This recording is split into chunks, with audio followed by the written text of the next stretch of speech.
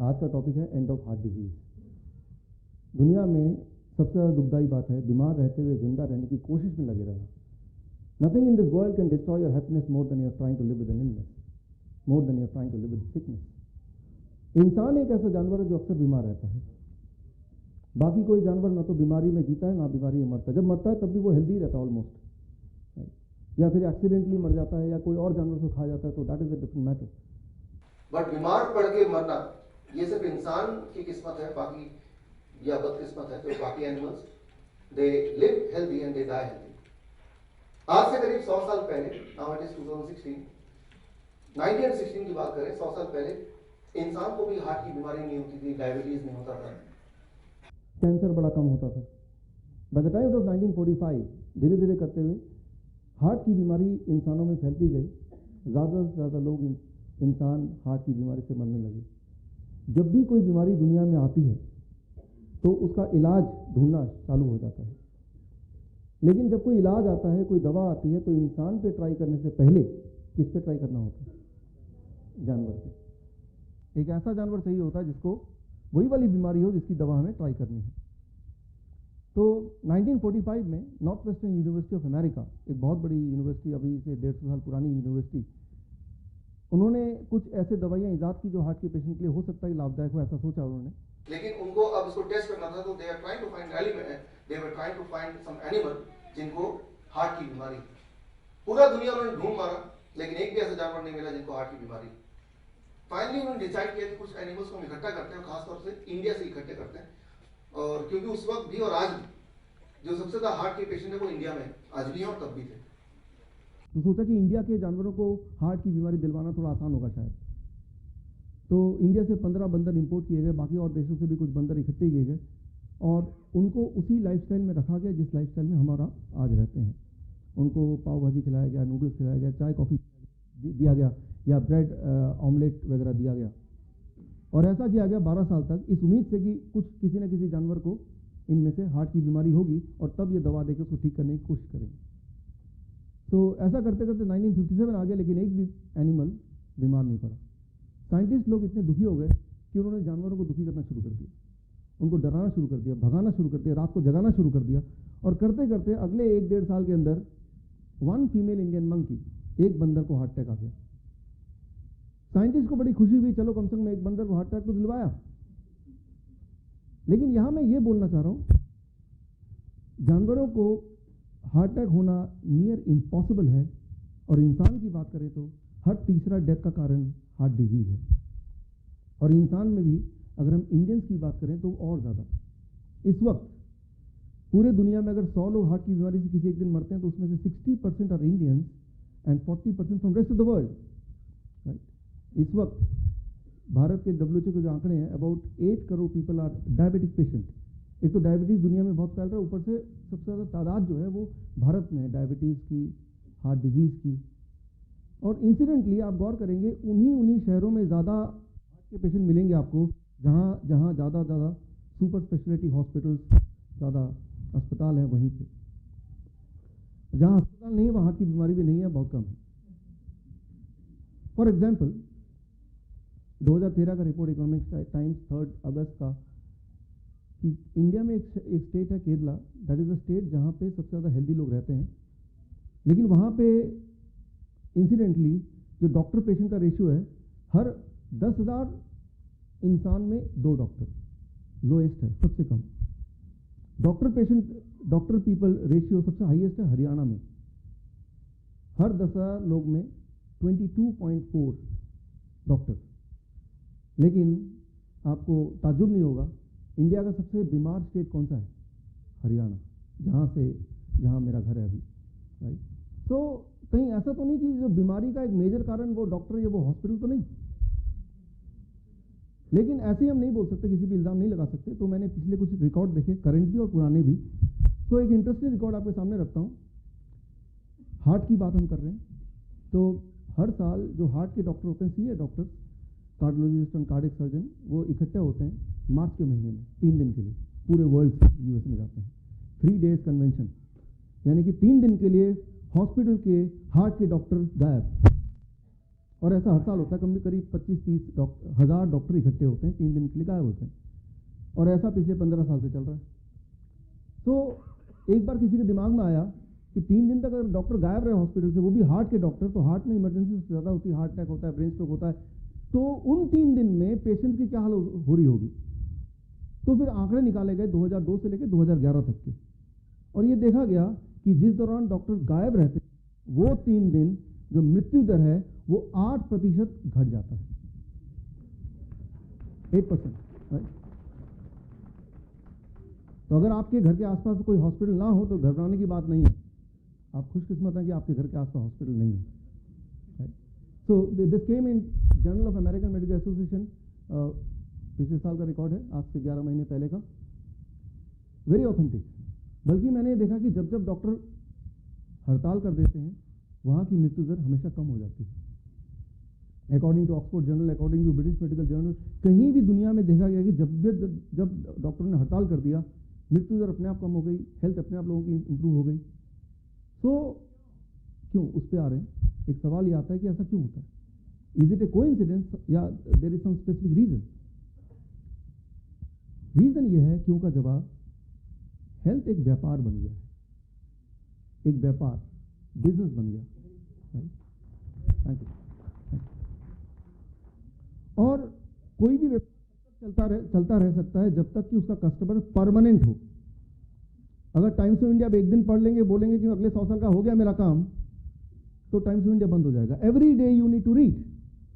Similarly, अगर आप किसी का कस्टमर लगातार बनते रहेंगे तभी वो बिजनेस चल सकता है।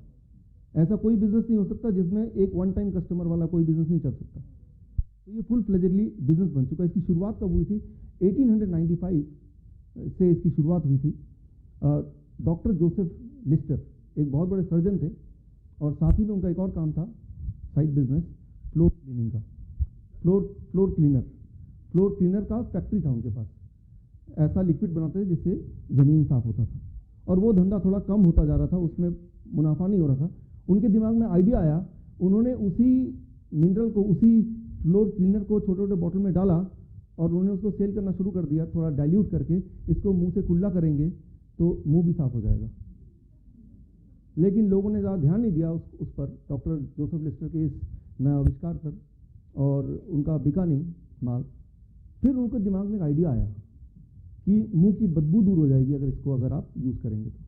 लेकिन मुंह की बदबू कोई बीमारी नहीं है, पीपल वर नॉट सीरियस। फिर उन्होंने मुंह की बदबू का एक नाम दिया, हिलिटॉसिस। और कोई भी पेशेंट आए बोलेगा आपको तो हिलिटॉसिस है, आपको तो ये लेना पड़ेगा। और जैसे ही पेशेंट सुनता हिलिटॉसिस, वो एकदम घबरा जाता, और बताओ क्या लेना ताकि मेरा हिलिटॉसिस ठीक हो जाए। और वो प्रोडक्ट इतना चला, इतना ज़्यादा चला डॉक्टर जोसेफ लिस्टर का, कि आज भी, इस वक्त भी आप में से बहुत सारे लोग उस प्रोडक्ट को यूज़ करते हैं।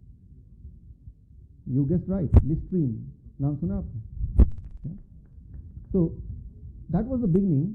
इसे कहते हैं डिजीज मॉन्जरिंग। डिजीज मॉन्जरिंग का मतलब ये कि आप बीमार नहीं हैं, लेकिन आपको ऐसा समझा देना कि आपको लगे कि आप बीमार हैं। लगना इंपॉर्टेंट है, बीमार नहीं है लेकिन आपको ऐसा बना दिया कि आपको लगता है कि मैं तो बहुत बीमार हूँ, और जो ये बोलेंगे वो नहीं किया तो मैं तो मर जाऊंगा। इंग्लिश में इसको कहते हैं डिजीज मॉन्जरिंग। इसकी शुरुआत हुई थी 1895 डॉक्टर जोसेफ लिस्टर से। लेकिन आज हम सब इसी के जाल में फंसे हुए हैं। कैसे? मैं आपको एक एग्जांपल देता हूँ छोटा सा। If I ask a simple question, what is the standard blood pressure of the human body? 120/80। ये सवाल जब भी मैं पूछता हूँ, चाहे कोई 5वीं का बच्चा भी है, तो उसके जवान से एकदम से निकलता झट से 120/80। Right, thank you. आप में से जो लोग ने मेरा पहला सेमिनार देखा होगा तो उनको थोड़ा आइडिया होगा क्या मैं बोलने जा रहा हूँ, but let me complete it. 120/80। यही वाला सवाल अगर मैं 1997 से पहले पूछता तो जवाब आता 160/100। 160/100, 160/100। फिर 1997 के बाद ये हो गया 140/90। आज आप बता रहे हैं ये है, जैसा आप बता रहे हैं, 120/80। अगले कुछ महीनों में आप देखिएगा ये होने वाला है, ऑथेंटिक रिपोर्ट है, 115/75। तो आपको कुछ समझ आ रहा है, राइट? जैसे जैसे ये घटता जाएगा वैसे वैसे कस्टमर बढ़ते जाएंगे। यूं मानिए कि आप बैटिंग कर रहे हैं, सचिन तेंदुलकर बॉलिंग कर रहा है, आपको ये साबित करना है कि you are a bad bowler. तो जितनी बार वो बॉलिंग करने आएगा आप क्या करेंगे, विकेट को थोड़ा छोटा कर देंगे, थोड़ा छोटा कर देंगे, और आखिर में विकेट इतना छोटा हो जाएगा कि सचिन तेंदुलकर को दिखेगा ही नहीं विकेट कहाँ पे है। वो दुनिया का कितना भी अच्छा बॉलर क्यों ना हो, आप आउट ही नहीं हो सकते। मुझे ऐसा लगता है कि मेडिकल साइंस ने इतनी तरक्की कर ली है कि वो हेल्दी इंसान बचा ही नहीं। हाँ, हेल्दी वो है जो डायग्नोस्टिक करने गया नहीं, बस वही हेल्दी बचा है। हम रेफर किसको करें, राइट, और क्यों उसको रेफर करें, राइट। पहली बात तो रेफर किसको करें और क्यों करें, those things I am coming. और ये लेकिन सिर्फ ब्लड प्रेशर की बात नहीं है, हर बीमारी की बात है। किसी भी बीमारी की हिस्ट्री को अगर देखेंगे तो ऐसे कुछ मिलने वाला। For example if I talk of diabetes, 1979 में जब पहली बार स्टैंडर्ड तैयार हुए तब बताया गया 200 से ऊपर जिसका ब्लड शुगर है 200 mg पर डेसीलीटर, उसको डायबिटीज बोला करेंगे। फिर वो कम हो गया 1997 में, WHO ने बोला नहीं इसको कम करते हैं, फास्टिंग रखते हैं सुबह का और उसको करते हैं 126। फिर अमेरिकन डायबिटिक एसोसिएशन, बदकिस्मती से मैं इसका मेंबर भी हूँ, इसने बोला नहीं इसको और कम कर देते हैं 100। अब जब इन्होंने 1997 में 126 रखा, इंडिया में तब था डायबिटीज पेशेंट करीब 60 लाख, और जिस दिन ये 100 हो गया इंडिया में उसके एक महीने में पेशेंट हो गए 1.5 करोड़, और आज पेशेंट है 7.5 से 8 करोड़। तो आज का जो डायग्नोस्टिक है वो एक नहीं, जाल नंबर 1, जाल नंबर 2, जाल नंबर 3, ट्रैप 1, ट्रैप 2, ट्रैप 3, इनमें से किसी भी एक जाल में फंस गए तो आप डायबिटिक पेशेंट। चाइना की गवर्नमेंट ने इनको टेस्ट किया और चाइना की गवर्नमेंट ने ये साबित किया कि अगर इस गाइडलाइन को माने तो 50% of the Chinese population are diabetic patient. This means अगर हम यहाँ पे 400 लोग हैं, अगर हम डायग्नोस्टिक कराएं इस गाइडलाइन को लेके तो आधे लोग इस डायबिटीज के रेंज में आ जाएंगे, यानी कि आधे लोगों को अभी से दवा शुरू करनी चाहिए, नहीं तो बहुत सारा बॉडी में खराब कुछ हो सकता है, मर सकते हैं हम, या सड़ गल सकते हैं, कुछ भी हो सकता है। Again the question come which is the correct one, I will come to that, but पहले हिस्ट्री पे जाते हैं, क्योंकि हिस्ट्री पे जाएंगे तो हमें बॉडी की केमिस्ट्री समझ आएगी, हमें एग्जैक्टली आज घर जाके करना क्या है। जो लोग आप में से डायबिटिक पेशेंट है, आज घर जाके एग्जैक्टली क्या करना है वो तभी समझ आएगा when you have some background of the how it came. अगर हम कोलेस्ट्रॉल की बात करें, 1980 तक था वो 300 से ऊपर टोटल कोलेस्ट्रॉल हो तो वो कोलेस्ट्रॉल की दवा उसको देनी चाहिए, वो हाई कोलेस्ट्रॉल माना जाएगा। फिर वो 240 हो गया, फिर वो 200 हो गया अभी रिसेंटली, और अभी एग्जैक्ट इस वक्त का जो गाइडलाइन है वो ये है, किसी की उम्र अगर 35 साल से ज़्यादा हो और वो आपके कैबिन में आ जाए, डॉक्टर के कैबिन में आ जाए, तो कोई टेस्ट करने की जरूरत नहीं, सीधा उसको कोलेस्ट्रॉल का जो लोएस्ट डोज है वो देना शुरू कर दो, right. So that is what, right? So now the same thing is for thyroid stimulating hormone. 2003 से पहले वो 0.1 से लेकर 6 के बीच में था हेल्दी रेंज, अब वो और स्क्वीज हो गया, छोटा हो गया। यूँ मानिए कि स्कूल में पासिंग परसेंटेज होता है 35%, 40% से ऊपर मार्क्स आए तो पास है। प्रिंसिपल को सपना है उसने चेंज कर दिया, कल से जिसके 80% से ज़्यादा मार्क्स होंगे वही पास होगा। रिजल्ट क्या आएगा, ज़्यादा से ज़्यादा बच्चे फेल हो रहे हैं। लगे यार बच्चे आजकल क्यों फेल हो रहे हैं, इतने ज़्यादा फेल हो रहे हैं।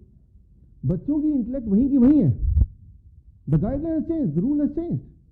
आज आप देखेंगे, आज मैं देखता हूँ मेरे ऑफिस में और बाकी आसपास भी, राइट, जब पेशेंट से मिलता हूँ, एवरी थर्ड और fourth women more than 40 years of age वो थायराइड की गोली ले ही रही है। इसलिए नहीं कि उनको थायराइड की कोई बीमारी है, बल्कि इसलिए कि वो रेंज के बाहर है, राइट। आजकल रेंज के अंदर रहना ज़्यादा इंपॉर्टेंट है रादर देन फीलिंग हेल्दी। हमें लगता है कि हम हेल्दी तभी फील कर सकते हैं जब ये रेंज में आए, अगर रिपोर्ट में रेंज के बाहर आ गया तो उसी वक्त तो बीमार आधे लोग, राइट। तो इस तरह की साइकोलॉजी हमारी बन गई है। और most interesting of all is osteoporosis, हड्डियों की बीमारी।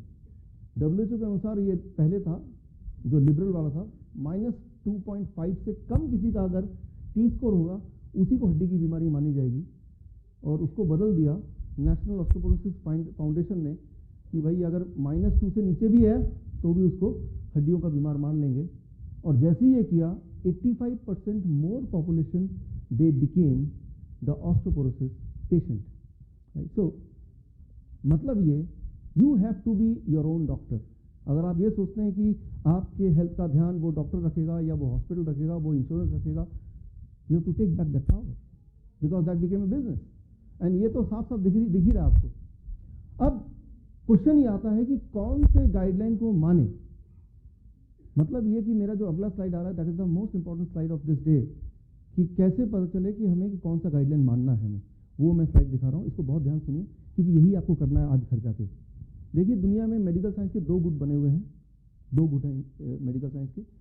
एक गुट वो जो फार्मास्यूटिकल इंडस्ट्रीज के द्वारा चलाई जाती हैं या उनके द्वारा फंडेड है या उनके द्वारा फॉर्म्ड है, जैसे अमेरिकन हार्ट एसोसिएशन, जैसे अमेरिकन डायबिटिक एसोसिएशन, राइट।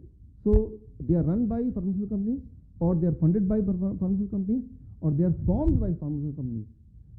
तो एक गुट तो वो है, राइट। दूसरा मेडिकल साइंस का गुट एक और है या ग्रुप है एक और, जो फार्मास्यूटिकल कंपनी से फंड नहीं लेती है, वो सिर्फ गवर्नमेंट से फंड लेती है।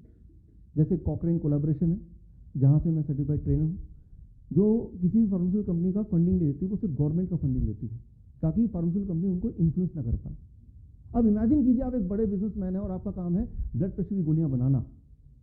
तो ए वो अमेरिकन हार्ट एसोसिएशन और बी कॉकरेन कोलैबोरेशन, तो आप किसकी बात मानेंगे, ए या बी की? ए बोलता है आज दैट इज प्रॉफिटेबल गाइडलाइन। ये बोलता है कि हाइपरटेंशन 120/80 से ऊपर होगा तो वो हाइपरटेंशन का मरीज है। लेकिन कॉकरेन कोलैबोरेशन बोलता है आज, या ब्रिटिश जॉइंट बेसिस गाइडलाइन बोलता है जिसका ब्लड प्रेशर 160/100 से ऊपर है वही सिर्फ ब्लड प्रेशर का पेशेंट है।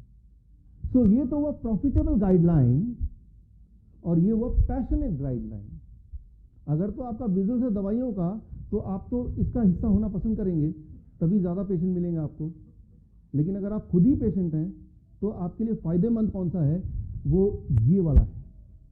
और सबसे इंपॉर्टेंट बात और इंटरेस्टिंग बात ये है, ये दोनों के दोनों गुट इक्वली रिकॉग्नाइज्ड है। दोनों के दोनों ग्रुप WHO द्वारा, UNO द्वारा या सारे सरकारों द्वारा इक्वली रिकॉग्नाइज्ड है। ना तो इसको कोई डिनाई कर सकता है, ना ही इसको कोई डिनाई कर सकता है, जबकि दोनों में जमीन आसमान का फर्क है उनके गाइडलाइंस में, राइट। तो ये निर्णय सिर्फ आप ही को लेना है, what guideline I must follow, right. तो क्योंकि वो डॉक्टर जो गाइडलाइन फॉलो करते हैं वो सिर्फ वो जो हॉस्पिटल को बोलता है, दैट इज ऑल। वो गाइडलाइन कहाँ से आते हैं, उसकी हिस्ट्री क्या है, उसमें उनकी कोई कमांड या कोई पढ़ाई नहीं है। तो लेकिन ये इतने सारे आंकड़े हैं, कहीं आप कंफ्यूज ना करें, घर जाते जाते भूल ना जाएं, इसीलिए आपके लिए मैंने ये गाइडलाइन का ये कार्ड बना दिया, मेडिकल गाइडलाइन 2016। तो इस सेमिनार के बाद जब आप जाएंगे बाहर तो आप फीडबैक फॉर्म भर के जब उसको सबमिट करेंगे, बदले में आपको ये दे देंगे। तो इसमें एक है रेड गाइडलाइन जो है प्रॉफिटेबल गाइडलाइन, ये उनके लिए जिनकी दवाइयों की कंपनी अगर आप में से किसी की है या केमिस्ट का शॉप है, राइट है। और दूसरा है ग्रीन गाइडलाइन, ये उनके लिए जो खुद पेशेंट हैं, राइट। तो दोनों का प्रोविजन मैंने कर दिया है। मुझे बताया गया कुछ केमिस्ट और कुछ वैसे भी लोग आ रहे हैं फार्मास्यूटिकल कंपनीज के लोग, मैंने कहा कि उनका इंटरेस्ट रखना चाहिए मुझे, तो मैंने ये बना दिया दोनों। तो इस दोनों ही ठीक है, राइट। लेकिन अगर आप पेशेंट हैं तो ग्रीन है आपका गाइडलाइन। तो ये कार्ड आप लेंगे, पहला स्टेप। कार्ड लेने के बाद इस सेमिनार का जो एक्चुअल हमारा एम है कि अगर आप बीमार हैं तो बीमारी ठीक हो जाए, राइट। ठीक होने का मतलब ये नहीं कि कंट्रोल होना, कंट्रोल होने की अलग बात है। कंट्रोल क्या बोलते हैं, दवा लेते रहना, but I am talking about दवा बिना लिए अगर सब कुछ ठीक रहे तो that is what is called ठीक होना, उसी को ठीक होना बोलते हैं ना, राइट। तो आपको क्या करना है, स्टेप 1 आज घर जाके। स्टेप 1, मान लो आप बीपी की दवाई लेते हैं, कोलेस्ट्रॉल की दवाई लेते हैं, आप डायबिटीज की लेते हैं, थायराइड की लेते हैं, राइट, या ऑस्टियोपोरोसिस की लेते हैं। स्टेप 1, उस गोली को छोड़ के, फॉर एग्जाम्पल बीपी और शुगर की बात करते हैं, गोली छोड़ दीजिए, मत लीजिए फॉर 1 डे, कोई नहीं मरने, मैं बता सकता हूँ, राइट। आप अगर जिंदा उस दवाई की वजह से नहीं है, पक्का ही है, right. You are not alive because of that medicine first of all. तो एक दिन दवा छोड़िए, 24 घंटा पूरा दवा का असर निकल जाएगा। अब देखिए आपका बीपी कितना है। अगर वो 160/100 से नीचे है already without the influence of the medicine, this means आप हाइपरटेंशन के पेशेंट थे ही नहीं कभी। तो आपको कुछ अगर जो मैं आपको खाना पीना आगे बताने वाला हूँ वो ना भी करें आप, तो भी आप हेल्दी हैं। आप वो बिना मतलब के दवा ले रहे थे, वो आपका नुकसान करा रहे थे आप। सिमिलरली शुगर की बात करते हैं, 24 घंटे शुगर छोड़िए आप, शुगर की दवा वगैरह। इंसुलिन वाले के लिए मैं आगे थोड़ा सा और डिटेल में बताऊंगा उसको कैसे ड्रॉप करना है। और अगर 250 से नीचे अगर आपका आता है शुगर पोस्ट प्रेंडियल, ये भूल जाइए, फास्टिंग, HbA1c, TP, OGTT ये सब भूल जाइए। सिर्फ एक याद रखिए, खाना खाने के 2 घंटे बाद अगर मैं शुगर टेस्ट करता हूँ और 250 से नीचे आता है बिना दवा के इन्फ्लुएंस के, तो मैं शुगर का पेशेंट नहीं, I am not a patient of sugar, right. Thank you, thank you, thank you. और सबसे इंपॉर्टेंट, ये गाइडलाइन कोई मेरे गाइडलाइन नहीं है, ये कॉकरेन डेटाबेस की गाइडलाइन है, मैं तो वो आप तक पहुंचा रहा हूँ। ये मेरी राय नहीं है, मेरी पर्सनल राय तो खैर है, लेकिन मेरी राय की वजह से नहीं आपको मानना है। This is a कॉकरेन guideline, right. तभी मैं कार्ड छपवा के दे रहा हूँ ताकि आप बोल सकें भाई ये तो इनका गाइडलाइन है, बताओ आप।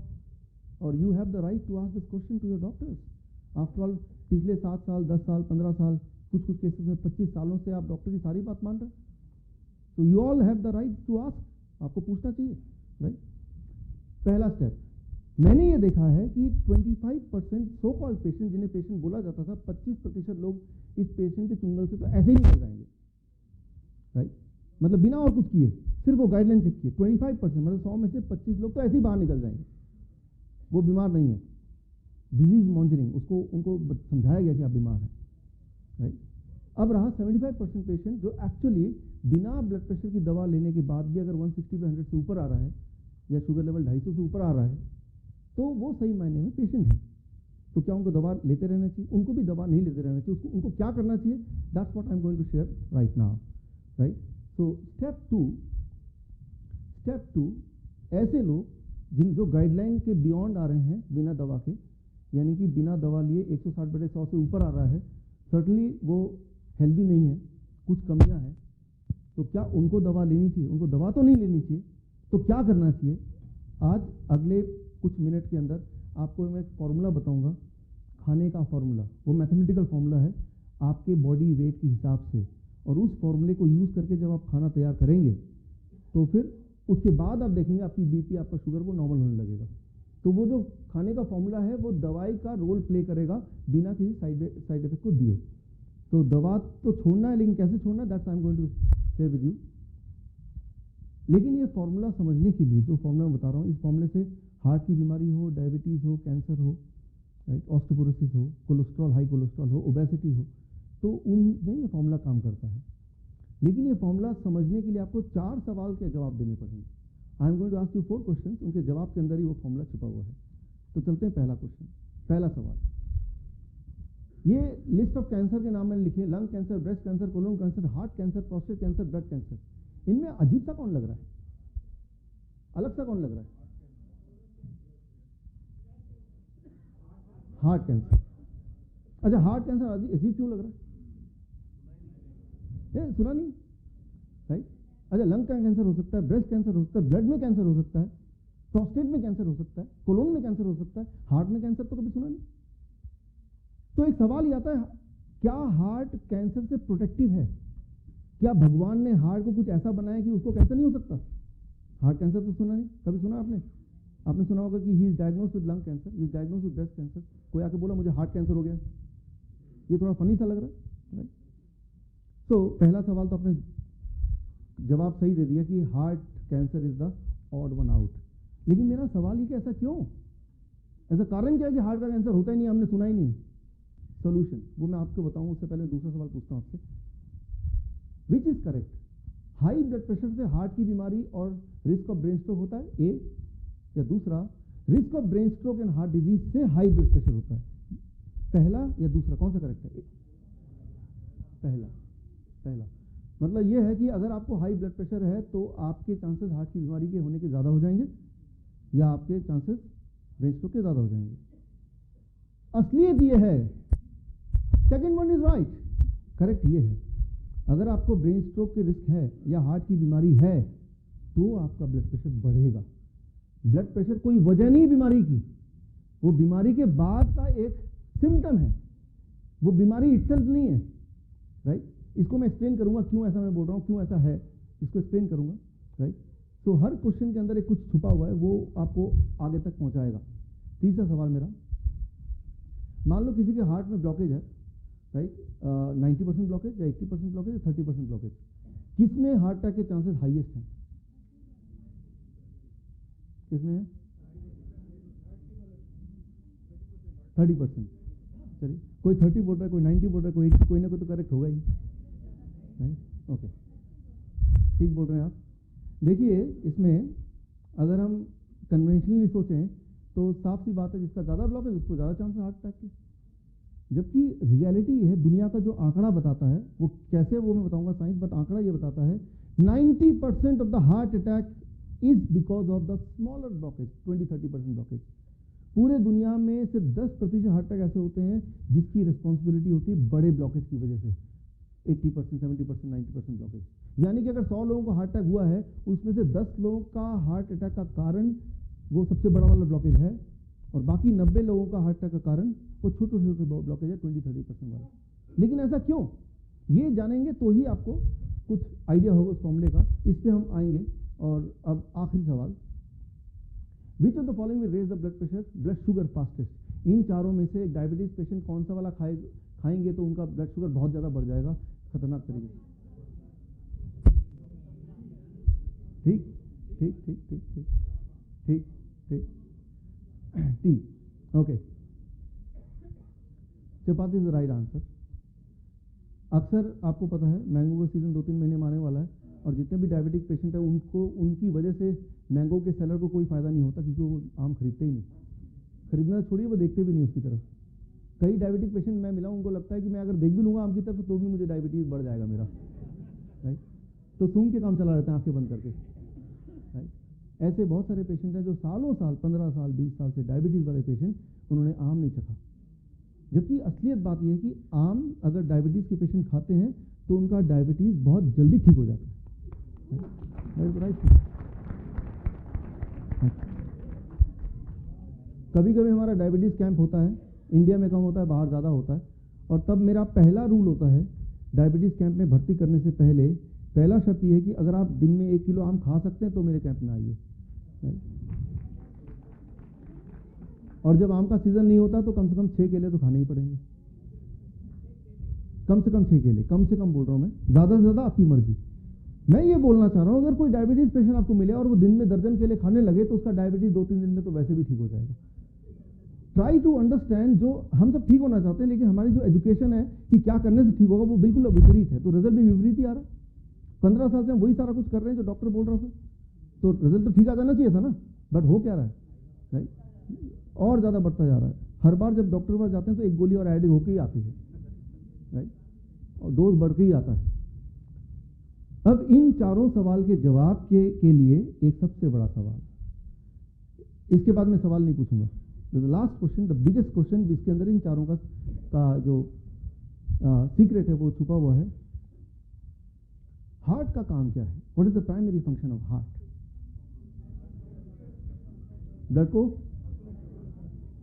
Okay, as expected the answer is, heart क्या करता है, ब्लड को पूरे बॉडी में सर्कुलेट करता है। ये काम भगवान ने हार्ट को दिया हुआ है, ऐसा ही तो हमने सुना है, राइट। इंटरेस्टिंगली हम में से किसी ने उसको देखा अंदर जाके, वो तो देखेंगे कैसे, राइट, ऐसा हमने पढ़ा है बुक में, लेकिन इंटरेस्टिंगली हमने किसी ने भी, राइट, वो उसको देखा नहीं अंदर से।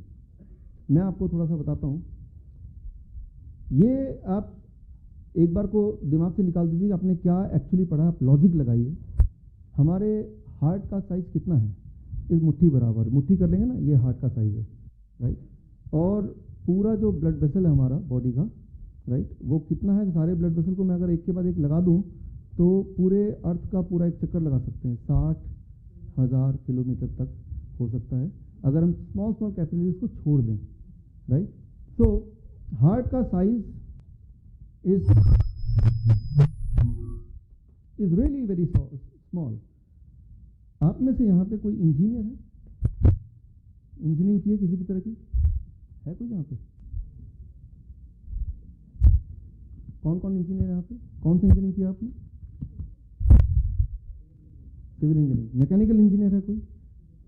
आप हैं, राइट, ओके। मैकेनिकल इंजीनियर से अगर पूछेंगे कि अगर छोटा सा मशीन हो जो इसका साइज इतना सा हो और उसमें इतनी ताकत हो कि वो पूरे वर्ल्ड का चक्कर लगा दे लिक्विड को, तो इंजीनियर के हिसाब से पॉसिबल नहीं है।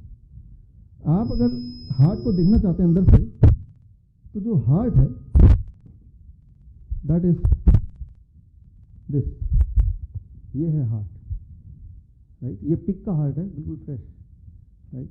और यही साइज इंसान का हार्ट है। इंसान के हार्ट को पिग के हार्ट से कंपेयर क्यों किया जाता है? किसी को अगर वॉल्व सर्जरी होनी होती है, वॉल्व सर्जरी, तो वो पिक के हार्ट को निकाल के उसके अंदर का वॉल्व लेके इंसान को लगाया जाता है। तो इंसान का जो हार्ट है वो पिक के हार्ट के क्लोजेस्ट है। So this is what is heart, right. ये है जो हार्ट है जिसके बारे में बोल रहा हूँ।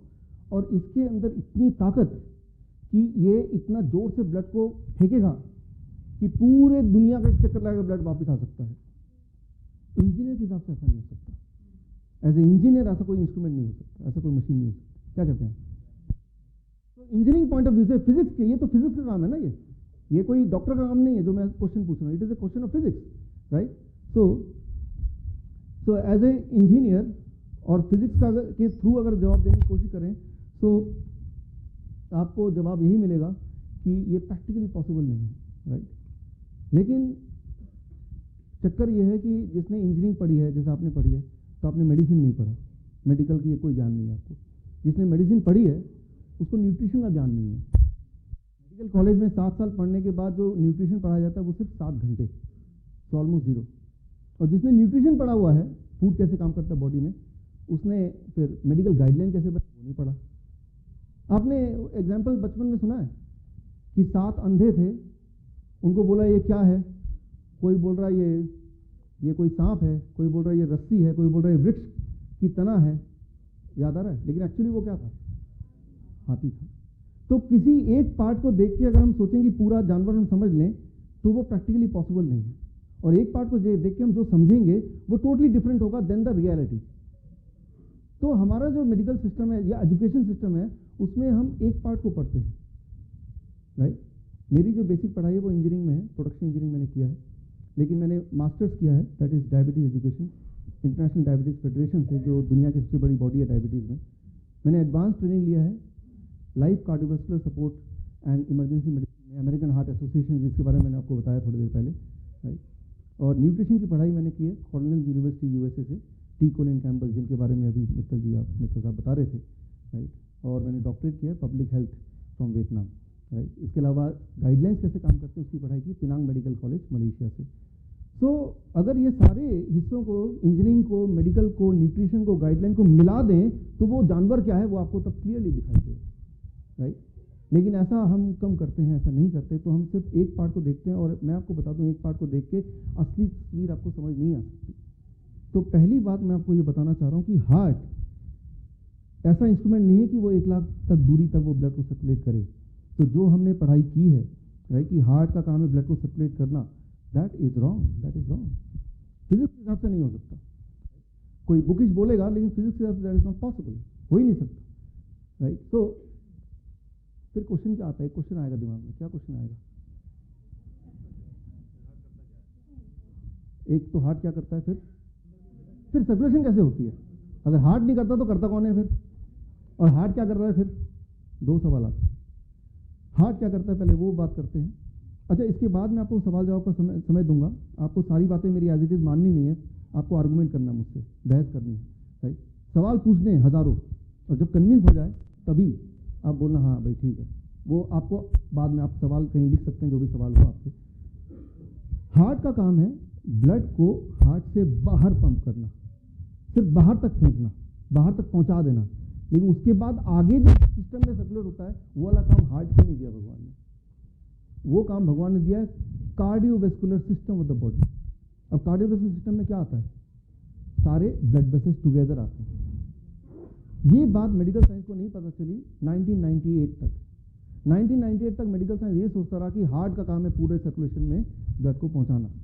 लेकिन 1998 में एक डिस्कवरी हुई, उनको नोबेल प्राइज मिला, Nobel prize for science, medical science. Nobel prize का मतलब अनडिस्प्यूटेड, मतलब उसको एक्सेप्ट कर लिया मेडिकल जगत ने।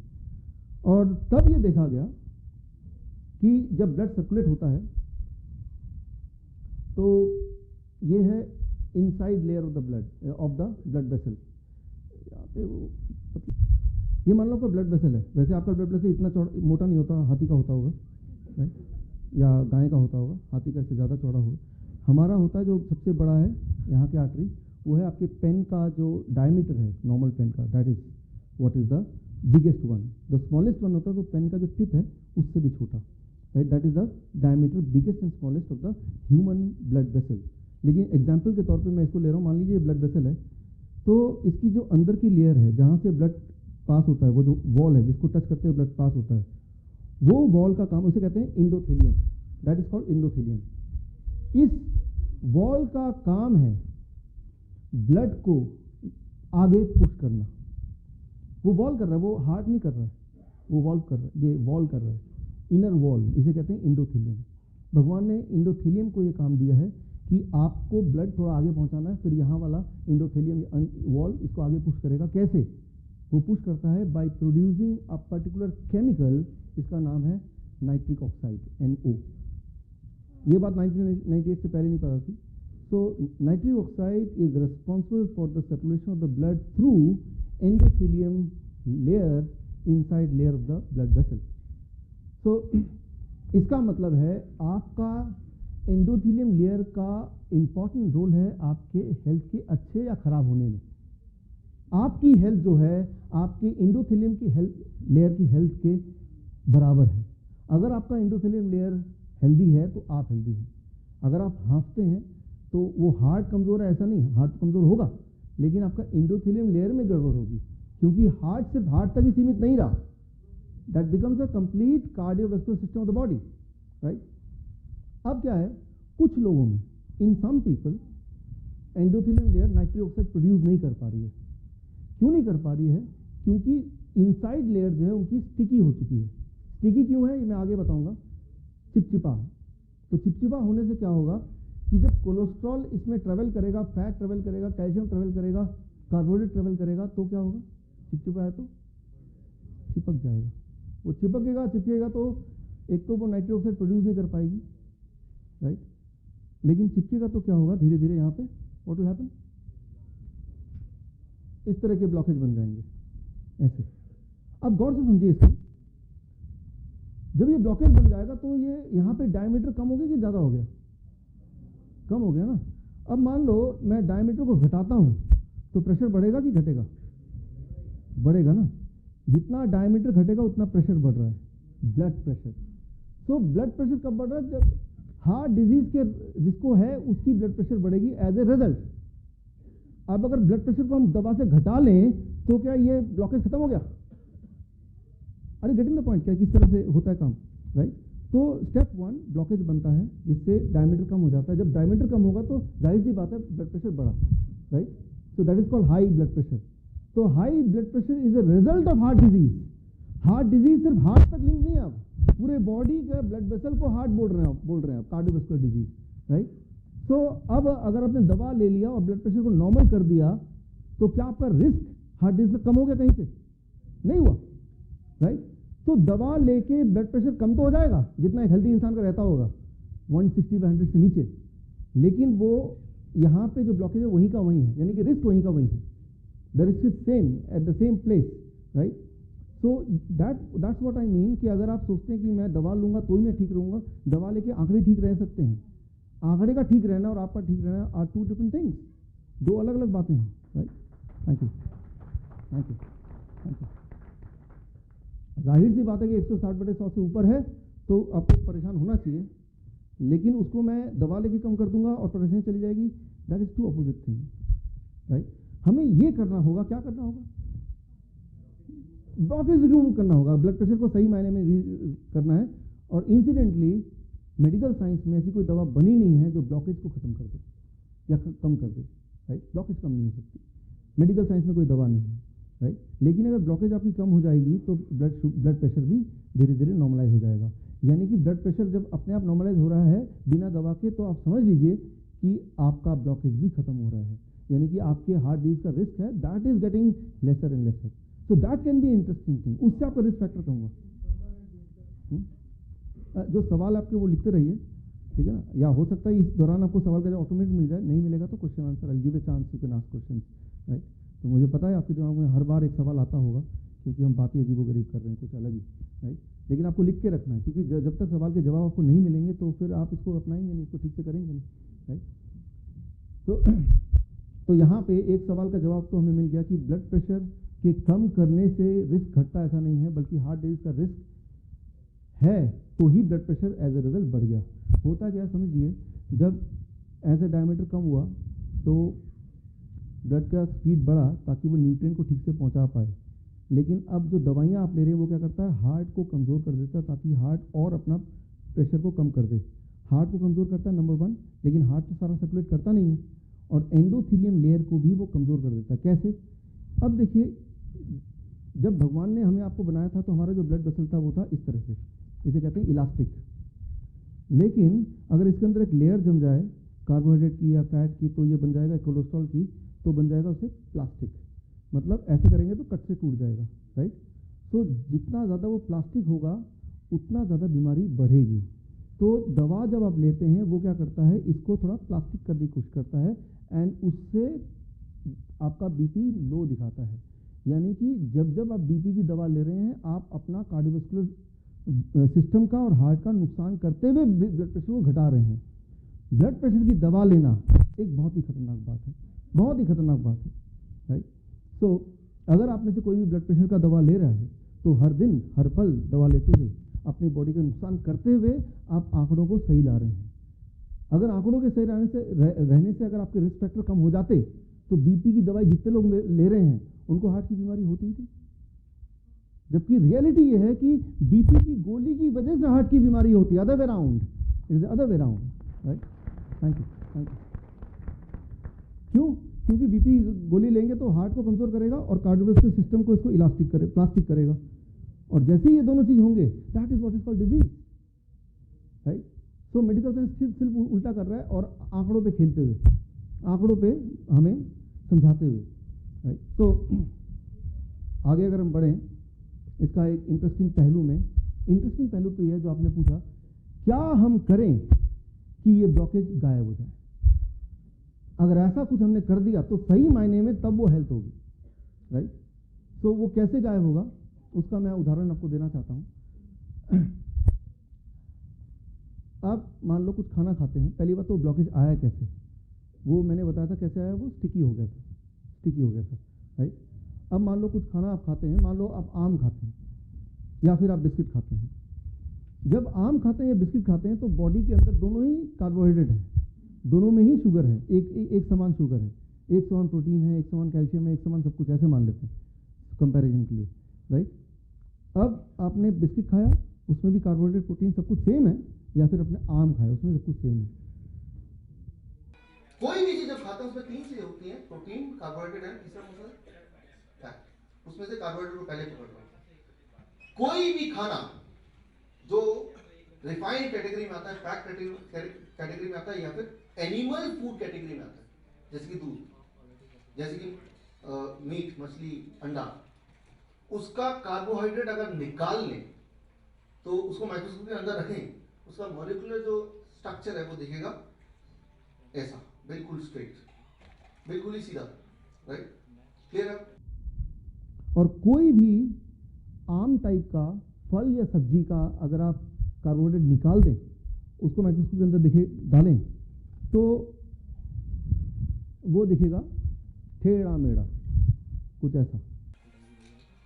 सो अंडरस्टैंड कीजिए, 2 तरह के कार्बोहाइड्रेट होते हैं।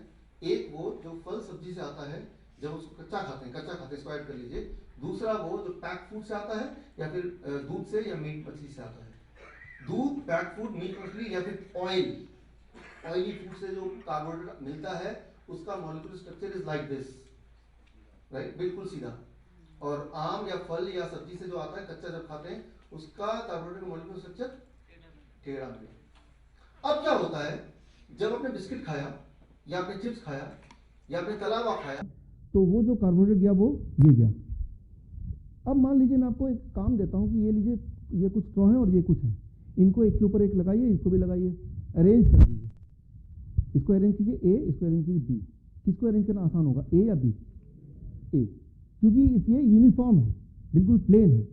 तो जब ये ब्लड में फ्लो हो रहा है तो ये क्या करता है, जहाँ चिपचिपाहट है वहाँ आराम से बैठ सकता है, आराम से सेटल हो जाता है, एक के ऊपर एक बड़ा आराम से सेटल होता है, बिकॉज ये आराम सेटल अभी भी सेटल है आराम से, राइट, जबकि ये सेटल नहीं हो सकता। तो ट्राई टू अंडरस्टैंड, जब भी कोई ऐसा कार्बोहाइड्रेट आप लेंगे बॉडी में जिसका बायोलॉजिकल स्ट्रक्चर इस तरह का होगा और पहले से ही आपके वो चिपचिपाहट है, तो वो क्या होगा, जम जाएगा, ब्लॉकेज होगा, राइट।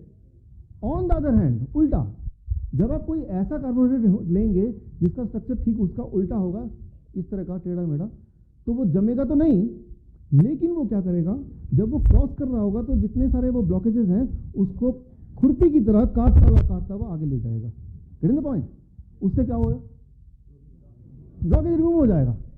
या थैंक यू थैंक यू। इसीलिए डॉक्टर बोलते हैं देखो भाई आम मत खा लेना और केला तो बिल्कुल मत खाना। उनको डर है कि कहीं खा लिया और अब ठीक हो गए फिर दोबारा तो आएंगे नहीं, ब्लॉकेज तो चला गया, राइट। तो मुझे तो ऐसे ही लगता है, राइट। तो अब हम एक इंटरेस्टिंग पहलू में बढ़ते हैं। तो अब आपको जवाब मिल गया जो मैंने क्वेश्चन नंबर 3 पूछा था आपसे कि मैंगो शुगर के लिए, शुगर के पेशेंट के लिए अच्छा होता है कि बुरा होता है। आंसर इज अच्छा होता है, राइट। वो कभी भी आपकी शुगर को नहीं बढ़ाएगा, राइट। 5 दशमलव बढ़ाएगा, उतना तो बढ़ेगा ही बढ़ेगा, हेल्दी इंसान लेगा तब भी बढ़ेगा, बट 400-500 ऐसे नहीं करेगा, राइट। अब आता है एक क्वेश्चन, ये जो ब्लॉकेज है ये क्या कर सकता है हमारे लिए? आपको पता है हार्ट अटैक कर सकता है, आपको पता है ब्रेन स्ट्रोक कर सकता है। ये ब्लॉकेज बॉडी के किसी भी ऑर्गन में हो सकता है ना, क्योंकि ब्लड वेसल तो हर जगह है, कार्डियोवैस्कुलर तो हर जगह है। जहाँ भी ब्लॉकेज होगा तो वो वाला अंग काम करना बंद कर देगा। ब्रेन में ब्लॉकेज होगा उसे हार्ट ब्रेन स्ट्रोक बोल देंगे, हार्ट में होगा तो हार्ट अटैक बोल देंगे। सिमिलरली जॉइंट में हो सकता है जॉइंट पेन, आर्थराइटिस वगैरह बोल देंगे, राइट। तो जितनी सारी बीमारियों के नाम आप जानते हैं, लाइफस्टाइल डिजीज की बात करें, उन सारी बीमारियों का जो एक कारण है वो है ब्लॉकेज। पेनक्रियाटिस है, कोलाइटिस है, राइट। तो यूं मानिए जैसे आइटिस बोला है तो आइटिस तो हो गया घाव, इन्फ्लेमेशन, और पेनक्रियाटिस मतलब घाव कहाँ पे? पेनक्रियास में। कोलाइटिस, आइटिस तो घाव हो गया, कोलोन में घाव, आर्थराइटिस जॉइंट्स में घाव, राइट। तो अब घाव कहाँ से होता है? जब ये ब्लॉकेज होता है कुछ समय बाद यहाँ पे फिर इन्फ्लेमेशन, अगला स्टेप है बॉडी का इन्फ्लेमेशन, घाव। एक एक्सपेरिमेंट करके देख सकते हैं आप मोमबत्ती लीजिए, उसका मोम पिघला के कहीं लगा दीजिए, अगर वो लगा रहे 2-4 दिन तक तो उसके बाद घाव आने लगेंगे नीचे से, राइट। क्योंकि न्यूट्रिशन नहीं जा पा रहा, ना आ पा रहा, ना एयर लग रहा, तो बॉडी क्या करेगा? घाव बनाएगा। बॉडी की ये प्रवृत्ति है, ये टेंडेंसी है। तो घाव जब होता है तो ब्रेन क्या करता है? सिग्नल भेजता है पेन का, दर्द का आपको, ताकि आपको पता चले कि वहाँ कुछ गड़बड़ा, आपको ठीक करना है, राइट।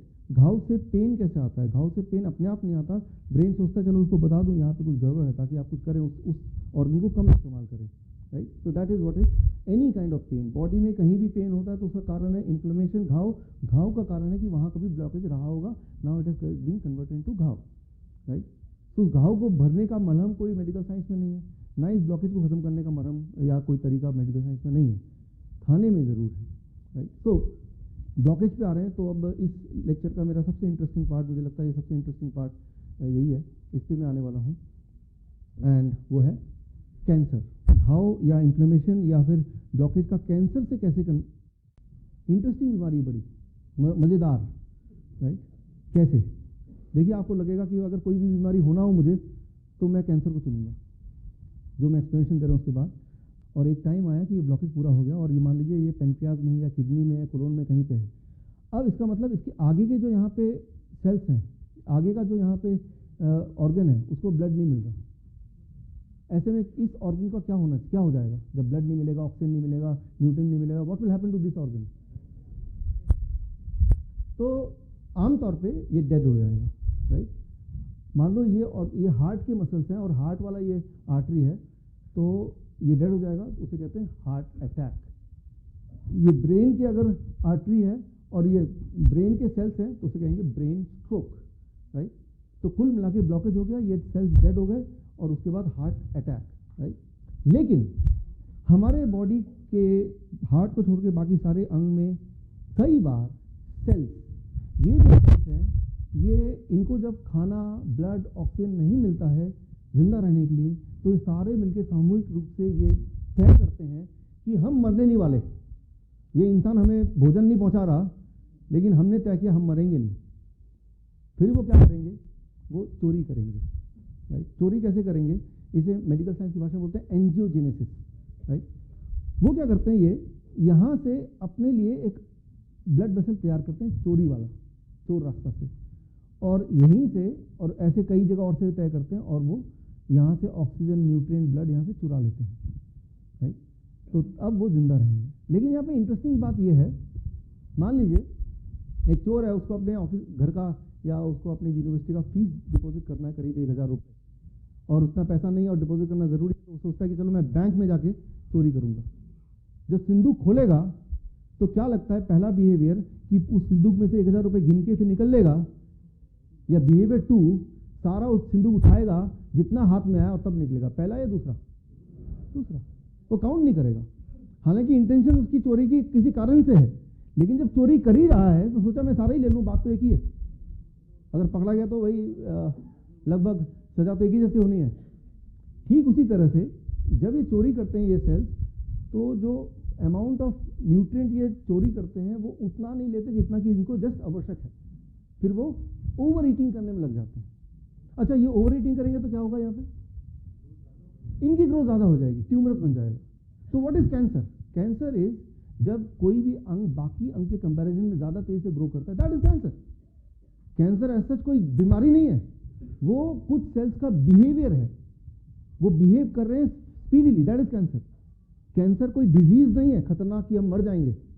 कैंसर एक बिहेवियर है कि आपके, अगर डॉक्टर ऐसा सिंपल बोले कि आपके बॉडी के कुछ सेल्स ने फैसला किया कि मैं थोड़ा तेजी से बढ़ूंगा, तो लोग ज़्यादा घबराएंगे नहीं, बोलते हैं आपको कैंसर हो गया, तो सोचता है तो आज ही मर गया।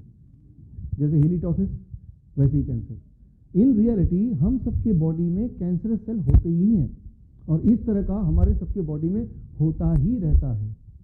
लेकिन हमारे बॉडी के पास कुछ मैकेनिज्म है इसको रोकने का।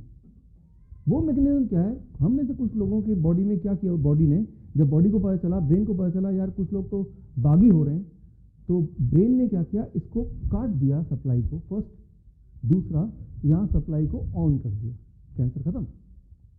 लेकिन ये काम जो है ये भगवान ने सिर्फ हमारे ब्रेन को दिया है, किसी डॉक्टर को नहीं दिया।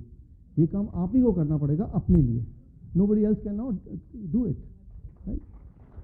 Thank you. अब सवाल ये आता है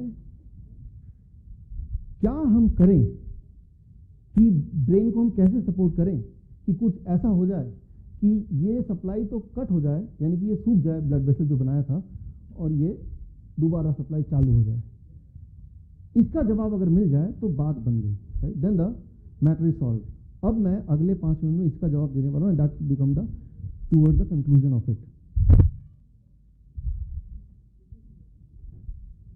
द आंसर अगले उस स्लाइड में आंसर आने वाला है, क्या हम करें कि वो रिवर्स हो जाए जो मैंने आपको दिखाया था कंडीशन।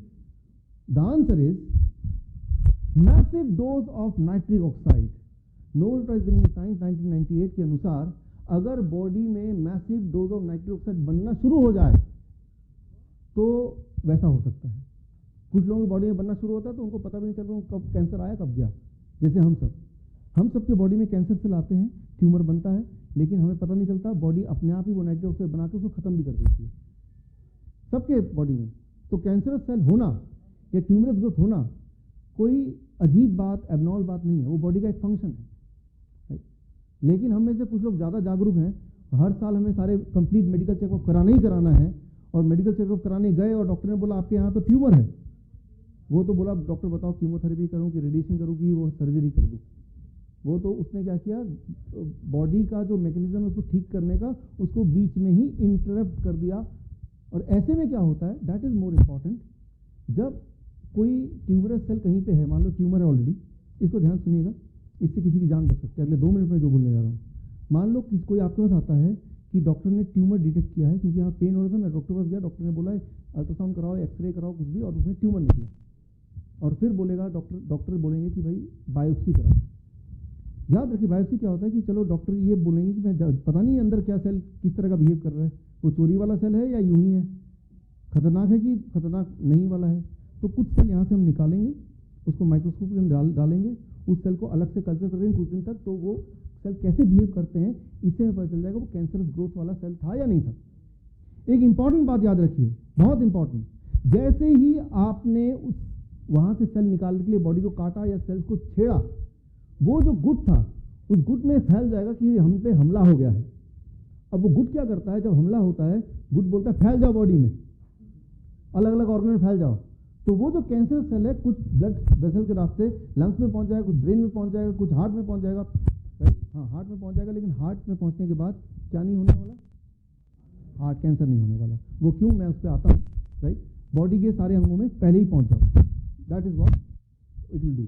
तो जैसे ही आप बायोप्सी कराएंगे तो वो बायोप्सी वाला पेशेंट इमीडिएटली ही will go to third stage cancer. Third stage cancer क्या होता है? जब बॉडी में that is called third stage cancer. तो थर्ड स्टेज कैंसर अपने आप में नहीं हुआ, that is because of the biopsy, right? तो बायोप्सी मतलब छेड़छाड़ करना। तो अगर सर्जरी करते हैं वो भी छेड़छाड़ करना ही है ना, उसका ही एक रूप है, राइट?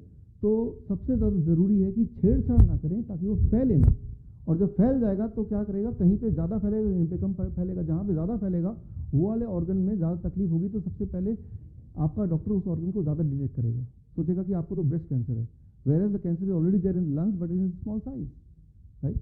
इस तरह से। तो द फर्स्ट थिंग इज कि बायोप्सी कराना नहीं है कभी भी, इवन एक्सरे भी नहीं कराना। क्यों?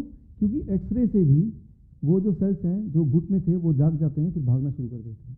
और ये मैं ऐसे कहानी बनाने के लिए बोल रहा हूँ, मेडिकली ये प्रूव्ड है, ये सब सारे डॉक्टर को पता है। आप किसी भी पूछेंगे, ये मेडिकल लिटरेचर में ऑलरेडी है। एक्सरे कराएंगे, बायोप्सी कराएंगे, your chances of cancer increases by 3 to 4 times, already है, कोई नई बात नहीं है। लेकिन उसका मैकेनिज्म है, जस्ट मैं उसको समझाने की कोशिश कर रहा हूँ।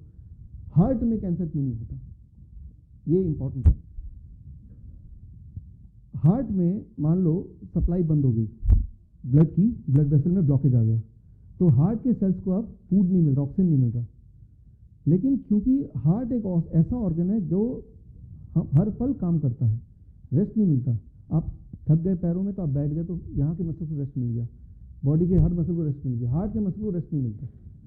तो जब वो ब्लड वेसल नया तैयार होता है, चोर रास्ता, एंजियोजेनेसिस, तो उस तैयारी के लिए बॉडी को, यानी कि उन गुट के सेल्स को कुछ समय लगता है, 2-3 दिन, 3 दिन, 4 दिन, और उतने समय तक वो सारे सेल्स भूखे रह सकते हैं, क्योंकि वो सारे सेल्स को 24 घंटे हार्ट के सेल्स की तरह काम नहीं करना है। लेकिन हार्ट के सेल्स के पास वो वाला ऑप्शन नहीं है बिना काम किए रहना, क्योंकि उसको तो बनाया भगवान ने 24 घंटे काम करने के लिए, राइट? बॉडी के सारे मसल्स को रेस्ट मिलता है, हार्ट के मसल को 1 सेकंड भी रेस्ट नहीं मिला आज तक, जब से आप पैदा हुए। आप चाहते हैं थोड़ा रेस्ट मिल जाए भाई? नहीं चाहते, राइट? जब सोते हैं तब भी हार्ट चलता है, रेस्ट उसको तब मिलेगा जब आपको रेस्ट मिल जाएगा परमानेंटली, उससे पहले नहीं, राइट? तो हार्ट के सेल के पास कोई चॉइस नहीं है कि वो रास्ता बनाए, जिसको बनाने 2-3 दिन लगेंगे। तो हार्ट के सेल्स के पास एक ही रास्ता है कि वो मर जाते हैं, that is called heart attack. इसलिए हार्ट का कैंसर होने से पहले हार्ट अटैक आता है, यानी कि पेशेंट पहले ही मर जाता है, राइट? तो हार्ट का कैंसर नहीं होता, right? Now the things are little clear. तो बॉडी का जो प्रोसेस है चोर रास्ता वाला, वो खत्म हो सकता है, और ब्लॉकेज जो है वो भी खत्म हो सकता है। ये मेडिकल साइंस बोल रहा हूँ मैं, अपने मन से नहीं, ये मेडिकल साइंस ये कहता है कि अगर आपकी बॉडी में कुछ ऐसा आप करें कि बॉडी में नाइट्रोजन ऑक्साइड भरपूर बन रहा है, तो ब्लॉकेज खत्म हो जाएगा, नंबर 1। नंबर 2, वो जो चोर रास्ता वो भी बंद हो जाएगा। दैट मीन्स ये दोनों चीज़ अगर हो गए, you are cured of cancer, you are cured of heart disease, you are cured of high blood pressure, you are cured of all kind of body pain, and you are cured of diabetes as well. अच्छा, diabetes क्या होता है? यहाँ diabetes का connection नहीं दिख रहा। अच्छा, इसके लिए मुझे 2 लोग चाहिए, कोई भी 2 लोग आ जाए स्टेज पे। ये एक पकड़ लीजिए, यहाँ से पकड़ना, नीचे से पकड़िएगा इसको, हाँ नीचे से, एक हाथ से, हाँ एक हाथ से ऐसे कर पकड़ सकते हैं, हाँ, ताकि गिरे ना। हाँ, आप भी इसको ऐसे पकड़ लीजिए, ऐसे पकड़ लीजिए, एक हाथ से, ऐसे, हाँ, ठीक है ना। अब देखिए, इमेजिन करते हैं ये जो ब्लड वेसल है उसका अंदर वाला लेयर का नाम बताया था मैंने, what is that? Endothelium, right? तो अब क्या होता है कि ब्लड क्या करता है, कार्बोहाइड्रेट को, यानी कि फूड को ट्रांसपोर्ट करने का काम करता है।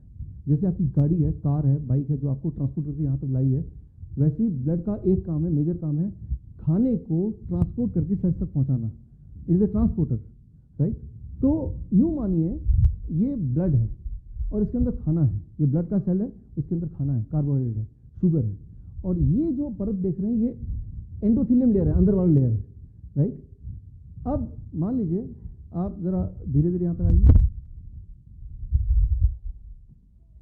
अगर तो धीरे धीरे आएंगे तो पानी थोड़ा कम छलकेगा, राइट? छलकेगा जरूर, यहाँ तो पानी कम है, लेकिन आप तेज से भागिए जितना भाग सकते हैं। Okay, thanks. तो जाहिर सी बात है जितना ज़्यादा तेज़ी से भागेंगे उतना पानी ज़्यादा छलक रहा है। अब मेरा सवाल आपसे ये है कि दोनों में से एनर्जी स्पेंड ज़्यादा किस में हुआ, पहला या दूसरा? दूसरे में ज़्यादा एनर्जी स्पेंड हुआ। तो जितना एनर्जी आप खपत करते हैं उस हिसाब से ब्लड क्या करता है, कार्बोहाइड्रेट को, फूड को अपने ब्लड से एंडोथेलियम लेयर के अंदर छिड़कता है, डालता है। ब्लड ने क्या किया, उतना जितना आपने एनर्जी लगाई उसको ध्यान में रखते हुए भाई आपने कितना एनर्जी स्पेंड किया, उतना एनर्जी कार्बोहाइड्रेट शुगर लिया और एंडोथेलियम लेयर में डाला, राइट, उसको उठा के डाला, राइट, यस। अब ये एंडोथेलियम लेयर के नीचे सारे ऑर्गन है, हार्ट है, लंग्स है, बाकी सारे ऑर्गन। ये जो शुगर है यहाँ से पेनिट्रेट होकर यहाँ जाएंगे, अब ऑर्गन्स को मिलेंगे, सेल्स को मिलेंगे। कुछ लोगों के केस में मैंने आपको बताया था कि यहाँ पे ऑलरेडी परत बनी है कोलेस्ट्रॉल की, ऑलरेडी स्टिकी है, तो यहाँ तो आ गया, नीचे नहीं जा पा रहा, तो that is called diabetes. Sugar यानी कि ब्लड में रह गया। अब आप शुगर निकालेंगे, ब्लड निकालेंगे, उसको ग्लूकोज में डालेंगे तो आपका शुगर ज़्यादा बढ़ा हुआ दिख रहा है, क्योंकि इसने तो ब्लड ने तो फेंक दिया, इतना काम कर रहे हैं तो इतना शुगर जाना चाहिए आपको, लेकिन एंडोथेलियम लेयर जो है वो स्टिकी है, वो नीचे नहीं पेनिट्रेट कर रहा है, वो ऑर्गन तक नहीं पहुंचा रहा है, राइट। तो आप गौर कर रहे हैं कि चाहे डायबिटीज़ हो या ब्लड प्रेशर हो या कैंसर हो या हार्ट डिजीज हो, सबका जो कॉमन सा ही कारण है एंडोथेलियम लेयर का जो हेल्थ है, that is the health of your body. Thank you. तो अब आपको ये समझ आया कि डायबिटीज कोई अलग रोग है, कैंसर कोई अलग रोग नहीं है। All are the disease of endothelium layer of the body. हर एक में पहला स्टेप क्या होता है कि एंडोथेलियम लेयर जो है वो लेयर स्टिकी हो जाता है, ब्लॉकेज हो जाता है। फिर उसके बाद उसका रिस्पॉन्स क्या आएगा, उसका बीपी आपका अप हो जाएगा या शुगर डाउन हो जाएगा या अप हो जाएगा, that is depends on jeans, genetics.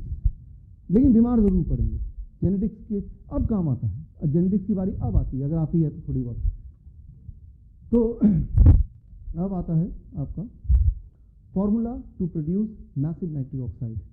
अगर आपने वो नाइट्रिक ऑक्साइड बॉडी में डाल दिया, पैदा कर दिया, तो बीमारी सारे गुल। क्यों? क्योंकि स्टिकीनेस खत्म, ब्लॉकेज खत्म और शोर रास्ता खत्म।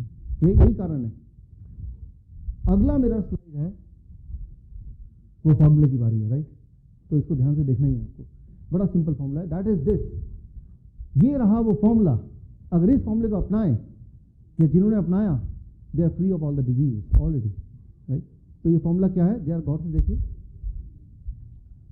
मान लीजिए आपका वेट 60 किलो का है, 60 kg आपका वेट है, तो यहां डालेंगे 60 इंटू 10, कितना हो जाएगा 600 ग्राम्स ऑफ फ्रूट। मतलब एक दिन में आपको जो फल खाना उसकी मात्रा कितनी होगी 60 kg वाले इंसान के लिए 600 ग्राम। पूरे दिन भर में फल पेट में जाना चाहिए।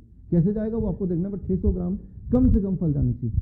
प्लस वेट इन केजी, वेट इन केजी, मान लो कितना 60 ग्राम का आदमी है ना, 60 kg का 60 लिख दिया into 10, right. Grams of raw vegetable कितना हो गया 600 ग्राम। कम से कम 600 ग्राम क्या वेजिटेबल पेट के अंदर जाना चाहिए उस 60 kg वाले इंसान के लिए।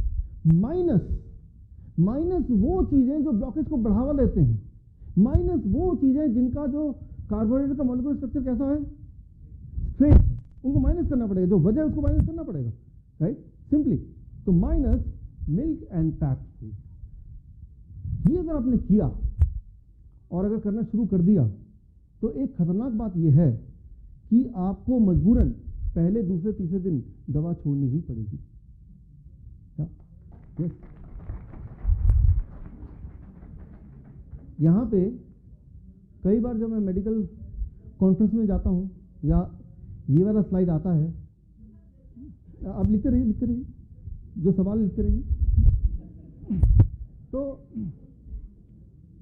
जब इवन जहाँ पे मैं बिलोंग करता हूँ, हरियाणा, जो दूध का देश माना जाता है, दूध का स्टेट माना जाता है, और वहाँ पे भी आयुर्वेदिक मेडिकल कॉलेज में जब मेरा लेक्चर होता है या जब हुआ है, तो यहाँ आते हुए जैसे यहाँ बोला, प्रिंसिपल ने बोला डॉक्टर साहब बस हो गया, बाकी हम बाद में देख लेंगे, इसके आगे आप कुछ मत बोलिए। जैसे ही देखा ये स्लाइड, अब तक तो सब ठीक चल रहा था। तो मैं ये बोलना चाह रहा हूँ, मैंने उनको भी ये बोला कुरुक्षेत्र में जब मेडिकल कॉलेज में लेक्चर हुआ, और आपको भी बोल रहा हूँ कि जो मैं बताने वाला हूँ उसके बाद आपको डिबेट जरूर करना है, लेकिन मेरी बात सुनने के बाद। दूध कोई खाना नहीं है, फूड नहीं है। इंसान एक ऐसा जानवर है जो जीवन भर दूध पीता है, और इंसान ही एक ऐसा जानवर है जो दूसरे जानवर का दूध पीता है। कोई भी और जानवर किसी और जानवर का दूध नहीं पीता। शेर गाय को पकड़ के खा तो लेती, कभी देखा आपने शेर ने गाय को पकड़ा उसका दूध पी रहा? तो कई बार पेरेंट्स बोलते हैं दूध तो बड़ा न्यूट्रिशन होता है, उससे तो बच्चे बड़ी तेजी से बढ़ते हैं। बच्चे बड़ी तेजी से बढ़ते हैं, बात मानता हूँ, क्योंकि दूध के अंदर जो हार्मोन होते हैं, growth hormone, that is about 6 times more than the growth hormone of the human milk. इसीलिए 6 महीने के अंदर एक बछड़ा 90 kg का गाय बन जाता है, और इंसान को 90 kg का बनने के लिए तो पूरा जिंदगी लग जाती है। तो हमारी जो ग्रोथ की स्पीड है वो गाय से अलग है। लेकिन क्या हम अपने बच्चे को भैंस बनाना चाहते हैं? इंसान की ग्रोथ की स्पीड गॉड ने तय की, और हर चीज जो बहुत तेजी से ग्रो करता है वो अच्छा और जरूरी नहीं है। कैंसर बड़ी तेजी से ग्रो करता है, but that does not mean is good. और अगर आपको ग्रोथ इतना ही करने का शौक है तो हाथी का दूध पिला दीजिए बच्चे को, वो और ग्रो करेगा, राइट। तो मैं ये बोलना चाह रहा हूँ, किसी भी एंगल से देखें तो मिल्क जो है वो भी ब्रेस्ट मिल्क, मदर्स मिल्क, पहले कुछ महीने के लिए जब बच्चे के पास दांत नहीं है, वो कुछ और नहीं कर सकता, भगवान ने इस हिसाब से बनाया है, and that much milk is sufficient for the whole life.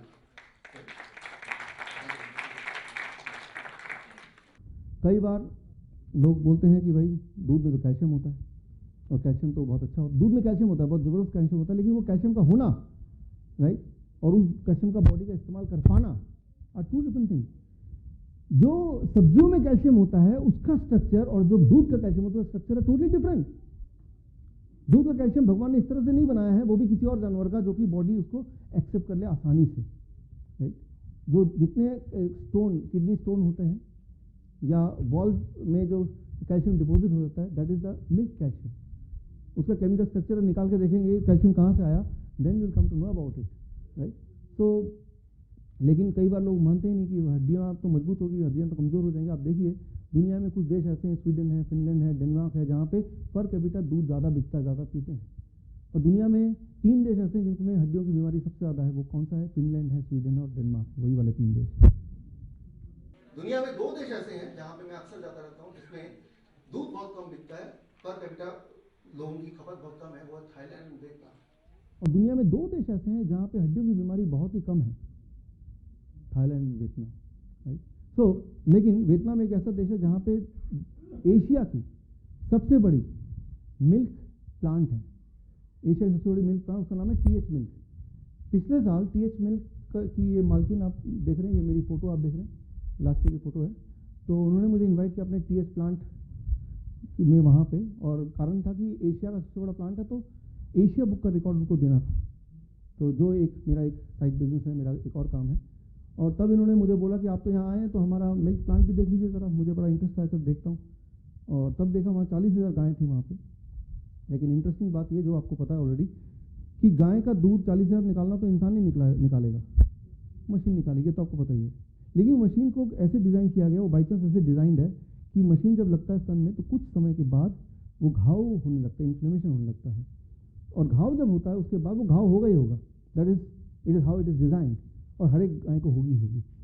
और जब घाव होता है तो दूध जो निकलता है, वो दूध के साथ वो पस और थोड़ा ब्लड भी निकलता रहता है।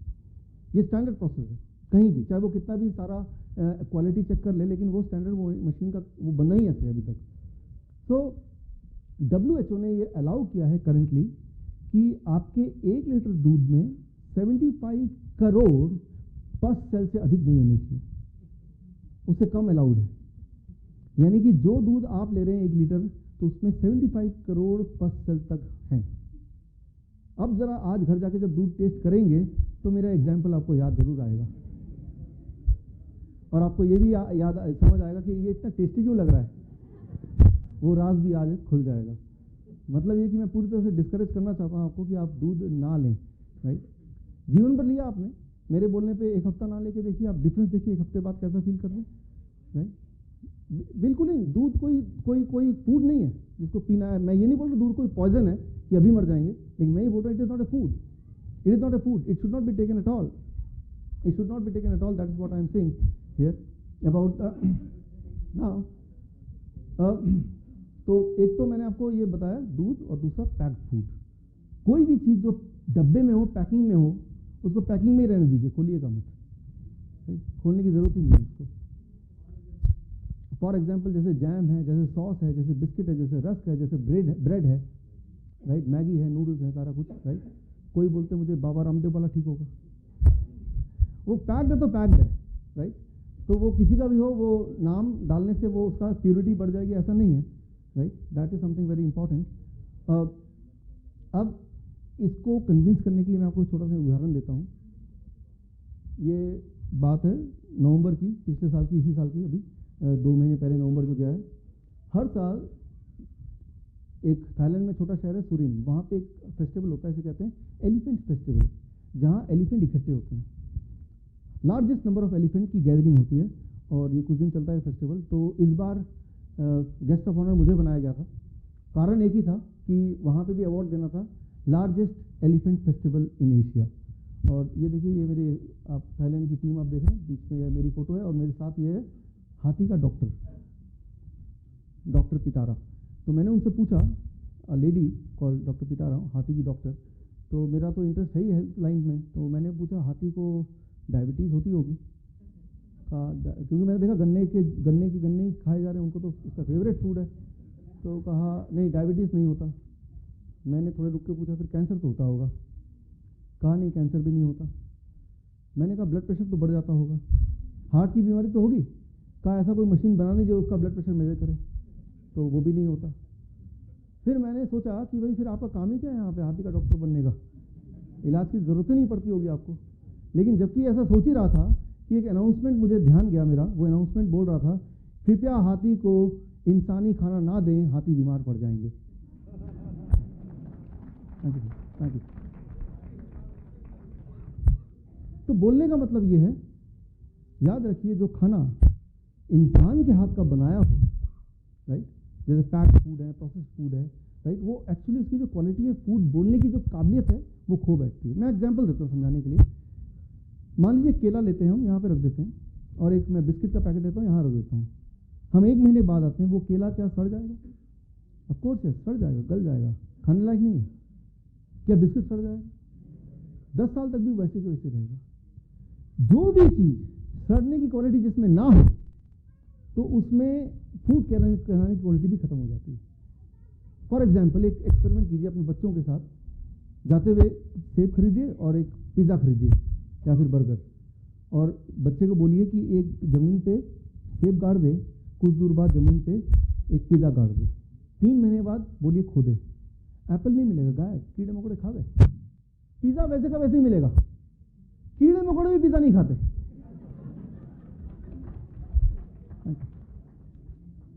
सिर्फ इंसान पिज़्ज़ा खाते हैं। जो खाना या जिसे हम खाना बोल रहे हैं, दुनिया के सारे जानवर, कीड़े मकोड़े ने भी रिजेक्ट कर दिया है, वो खाना कैसे हो सकता है? It cannot be called a food। एक बार एक सज्जन ने बोला, मेरा डॉग तो पिज़्ज़ा खाता है। अब वो डॉग की मजबूरी है, वो सोचता है मेरा बॉस पिज़्ज़ा खा रहा है, मुझे तो खाना ही पड़ेगा ना। वो फिर ये भी सोचे कि उसको भी डायबिटीज है, कुत्ते को भी डायबिटीज है, दोनों एक साथ इलाज कराने जा रहे हैं अलग अलग जगह पे। तो अगर गिवन अ चांस कुत्ते खुला छोड़ दिया जाए तो वो पिज़्ज़ा नहीं खाएगा। मजबूरी में तो कोई कुछ खा रहा है तो उसको हम रूल नहीं बना सकते, रूल नहीं सोच सकते, राइट। सो अब आती है बात कि ये जो खाना है ये कैसे खाएं, right. That is one question which comes, right, कि मैंने आपको बताया 60 kg के आदमी के लिए कितना फ्रूट था? वो 600। और कितना वेजिटेबल था? यानी कि जैसे वो 1200 ग्राम वो लेगा और लेते ही उसका बॉडी नाइट्रिक ऑक्साइड प्रोड्यूस करेगा, ये मानते हुए कि उसने मिल्क एंड पैक्ड फूड को छोड़ दिया है, ऑयली फूड को छोड़ दिया, तब जाके ऐसा पहले दिन से होगा। और उम्मीद ये करें कि पहले दिन से आपका शुगर ड्रास्टिकली नॉर्मल होने लगा है। अगर उतना ही डोज आप शुगर का मेडिसिन का ले रहे हैं या इंसुलिन ले रहे हैं, तो that is very very dangerous, hypoglycaemia आ जाएगा। उतना डोज अगर बीपी का दवा का ले रहे हैं तो वो लो बीपी आ जाएगा, that is quite dangerous, right. तो ये चीज़ों का आपको ध्यान रखना है। ध्यान रखने वाली बात यही है। तो ये डाइट का नुकसान ही है कि सारी दवाएं छोड़नी पड़ती हैं आपको, मजबूरी जो 15 साल से चल रही है, 20 साल से चल रही है, लगता है एक दिन में कैसे छोड़ दें। डॉक्टर ने बोला एक दिन में छोड़ने कुछ खतरा हो जाए, खतरा नहीं है। मैं जानता हूँ, मैंने हज़ारों पेशेंट देखे हैं, एक खतरा नहीं है। मैं अपने पूरे एक्सपीरियंस से बोल सकता हूँ, खतरा नहीं हो सकता। मैं आपको एक सबूत देता हूँ इसका। कॉल्डवेल एसेस्टाइन, आगे आपको बिल क्लिंटन का एग्जाम्पल दूंगा, जिनके कुछ डॉक्टर्स हैं जिन्होंने इसी डाइट से उनको ठीक किया। उनमें से एक डॉक्टर का नाम है कॉल्डवेल एसेस्टाइन। मैंने उनसे पूछा इस डाइट पे रहने के कितने दिन बाद बीपी की गोली छोड़नी चाहिए। उन्होंने कहा कि ये डाइट पहली मील से, फर्स्ट मील से ये डाइट काम करता है। तो कितने दिन की ज़रूरत नहीं, पहला मील लिया तो अगली दवा नहीं लेना है, फर्स्ट मील लिया तो नेक्स्ट दवा नहीं लेनी। हाँ, डायग्नोसिस करना है राइट, कि दवा वो मील काम कर रहा है कि नहीं। कहीं ऐसा तो नहीं कि 600 ग्राम का आप कम ले रहे हो या लग रहा है कि ज़्यादा ले रहे हैं। कई सारे फैक्टर और हैं जो आप उस वक्त नहीं देख पा रहे हैं, तो डायग्नोसिस वो करते रहना है। एक दिक्कत आ रही थी हमें, योगेश जी यहाँ बैठे हैं, महेश जी बैठे हैं, आप में से काफ़ी लोग जो हमारे पेशेंट थे अब पेशेंट नहीं है राइट, आपकी बीमारी चली गई, तो लोग अक्सर मुझसे पूछते थे कि ये बोर हो गए खा के। पांडे जी ने भी पूछा ये सवाल कि ये खा तो रहे हैं, आपके बोलने पे ठीक भी हो रहे हैं, लेकिन ये बोरिंग सा खाना है। कोई हाँ, एक तो ये जबड़े दुखने लगते हैं, दूसरा कोई चटपटा कुछ है नहीं राइट, तो ये बोरिंग है। अगर 2-4 दिन करना हो, 1 आध महीना करना समझ आती है, जीवन भर करना तो it is not possible right. तो मैंने फिर इसके लिए कुछ समय पहले कॉलवेस्टीन उनको पूछा, तो फिर आप कैसे करते हैं अपने पेशेंट के लिए, तो उन्होंने बताया कि हमने तो रेसिपी बनाई हुई है कि ये खाए तो टेस्टी भी लगे। लेकिन वो जो रेसिपी मैंने देखा उन्होंने दिया मुझे, तो दैट इज़ सम रेसिपी जो कि अमेरिकन टेस्ट के हिसाब से डिज़ाइन किया गया था। फिर मैंने अपनी पत्नी को, धर्म पत्नी, अब मेरी वाइफ है यहाँ पे, नीरजा आ रही है, ओके सामने बैठी, गड़बड़ हो गई, ओके हाँ। तो मैंने बोला कि ये दिक्कत आ रही है, तो जो क्राइटेरिया है, प्रिंसिपल्स हैं फूड के, वो प्रिंसिपल्स को ना खोते हुए क्या कोई रेसिपी बन सकती है जो टेस्टी भी हो लेकिन हमारे क्राइटेरिया को फुलफिल करती हो। तो काफ़ी मेहनत के साथ नीरजा ने और अपनी टीम ने मिलकर एक किताब तैयार की है, और इंसिडेंटली आज अभी उस किताब की लॉन्चिंग भी है राइट। Thank you. तो आगे बढ़ने से पहले, कंक्लूजन करने से पहले, मैं महेश कौशिक जी को इनवाइट करता हूँ स्टेज पर आएँ और इस कार्यक्रम को आगे बढ़ाएं और लॉन्च के प्रोसेस को भी बढ़ाएं, और इसके बाद हम कंक्लूजन पाएंगे कि आज घर जाके आपको एग्जैक्टली क्या करना है, वो मैं आपको डिटेल बताऊंगा। महेश जी।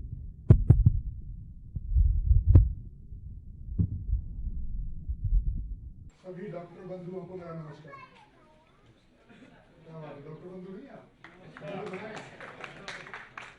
अभी तो आप सबको डॉक्टर बनाया। साथियों, जैसे डॉक्टर साहब ने पहले भी हमें इंट्रोड्यूस कराया, आपसे मित्तल जी ने भी बताया आपको, मैं भारतीय जीवन बीमा निगम में सर्विस करता हूँ, वहां पे सीनियर ब्रांच में। मेरा वजन 103 किलो था। मैं 2001 से ब्लड प्रेशर की दवाई ले रहा था।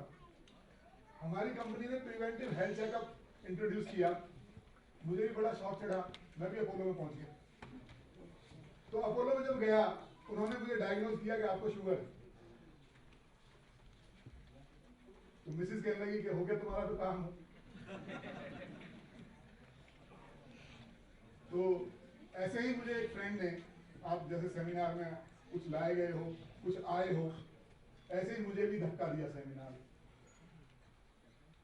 तो उस सेमिनार में जब मैं आया तो डॉक्टर साहब ने ऐसी कुछ और बातें बताई, आपको कुछ और बता रहे थे, तो मेरा भी इंटरेस्ट जगा कि यार मैं भी अगर बगैर दवाई छोड़ दूं और ठीक हो जाऊं तो मुझे भी करना चाहिए। मैंने बहुत सारे दिन सोचा, 2 दिन, 4 दिन, 6 दिन, फिर एक दिन मैंने हिम्मत करके और डॉक्टर साहब के पास पहुंच गया। वो तारीख थी 5 जून 2014 को। जब मैं डॉक्टर साहब के पास पहुंचा, इन्होंने मुझे बताया ये फ्रूट्स खाने चाहिए, ये नाइट्रिक ऑक्साइड ऐसे पैदा करेंगे, ये खाना चाहिए। मैं कहा डॉक्टर साहब मुझे पागल बना रहे, कहीं खाने से अगर ठीक होता तो मैं पहले भी खाता था। मेरे खाने का स्टाइल ऐसा था कि मैं रात को जब तक नींद नहीं आती थी, जब तक दूध नहीं पी लेता। मैं यूनियन लीडर रहा हूं, पूरे देश का भ्रमण करता था, तो जहां भी जाता था पहले गेस्ट हाउस वाले को बोलता था दूध का इंतजाम कर लियो भाई। रात को नींद नहीं आई, वो बेचारा इधर उधर धक्के मार के दूध लाता था। और ब्रेकफास्ट जब मैं करता था तो कम से कम 1.5 किलो छाछ पीता था। आप तो लस्सी बोलते होंगे, तो मैं छाछ बोलता हूँ, क्योंकि तो छाछ ही है। मैं छाछ पीता था, तब मुझे ब्रेकफास्ट होता था।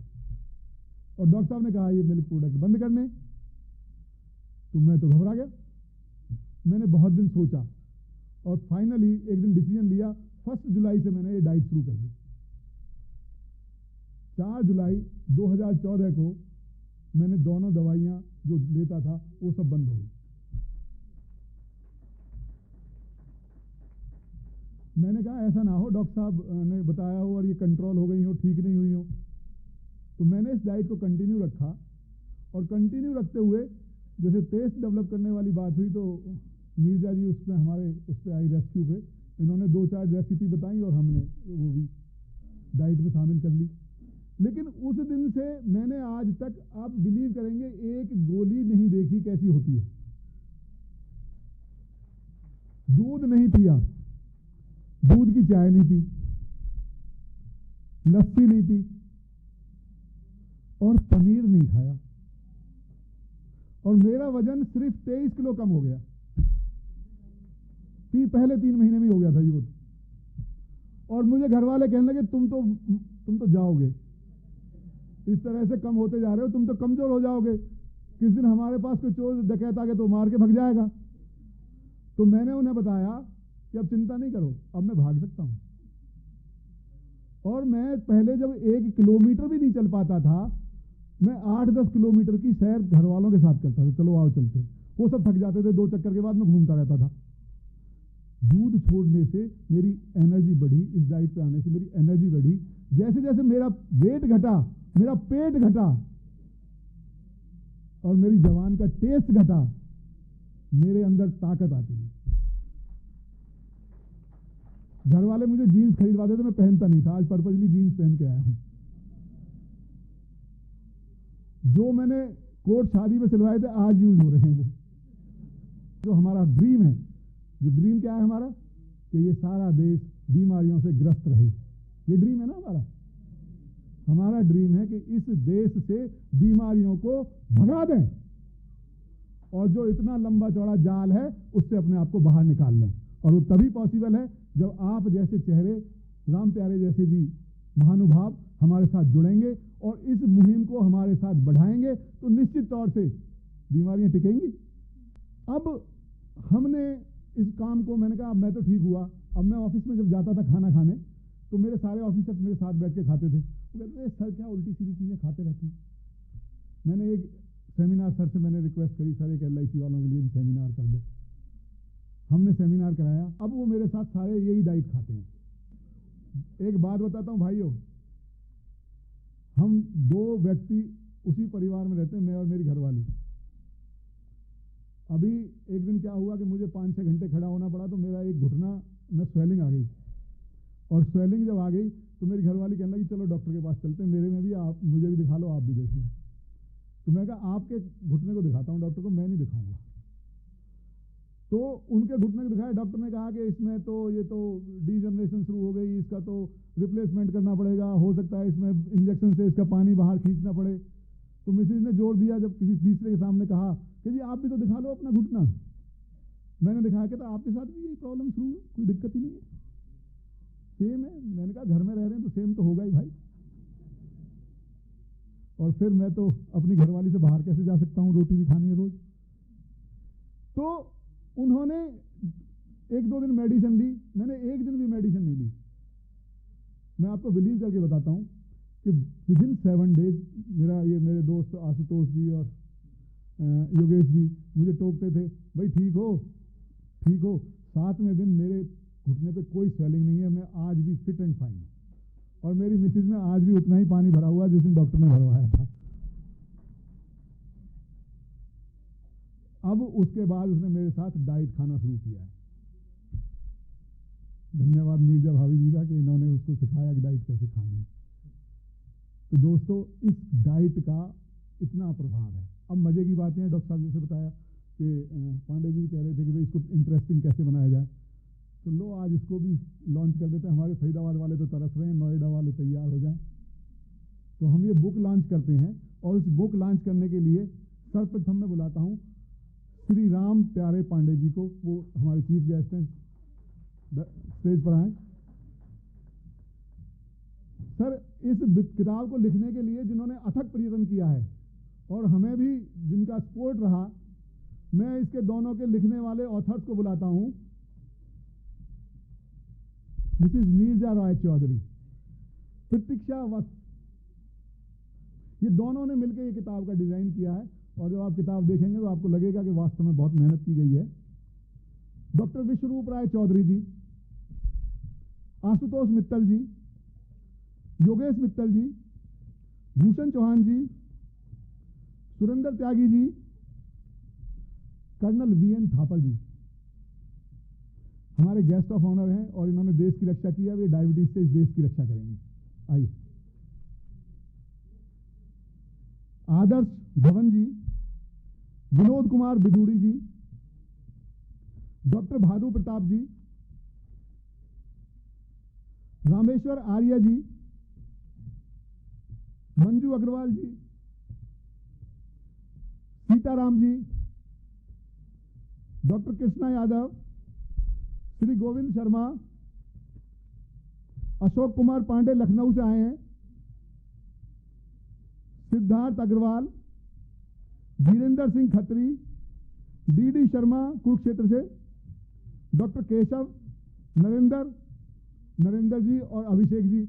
और रह गया कौन? मैं भी आ जाता हूं।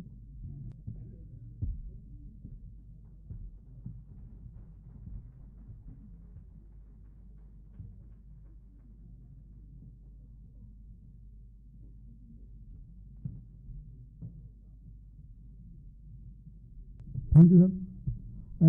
दोस्तों, मैं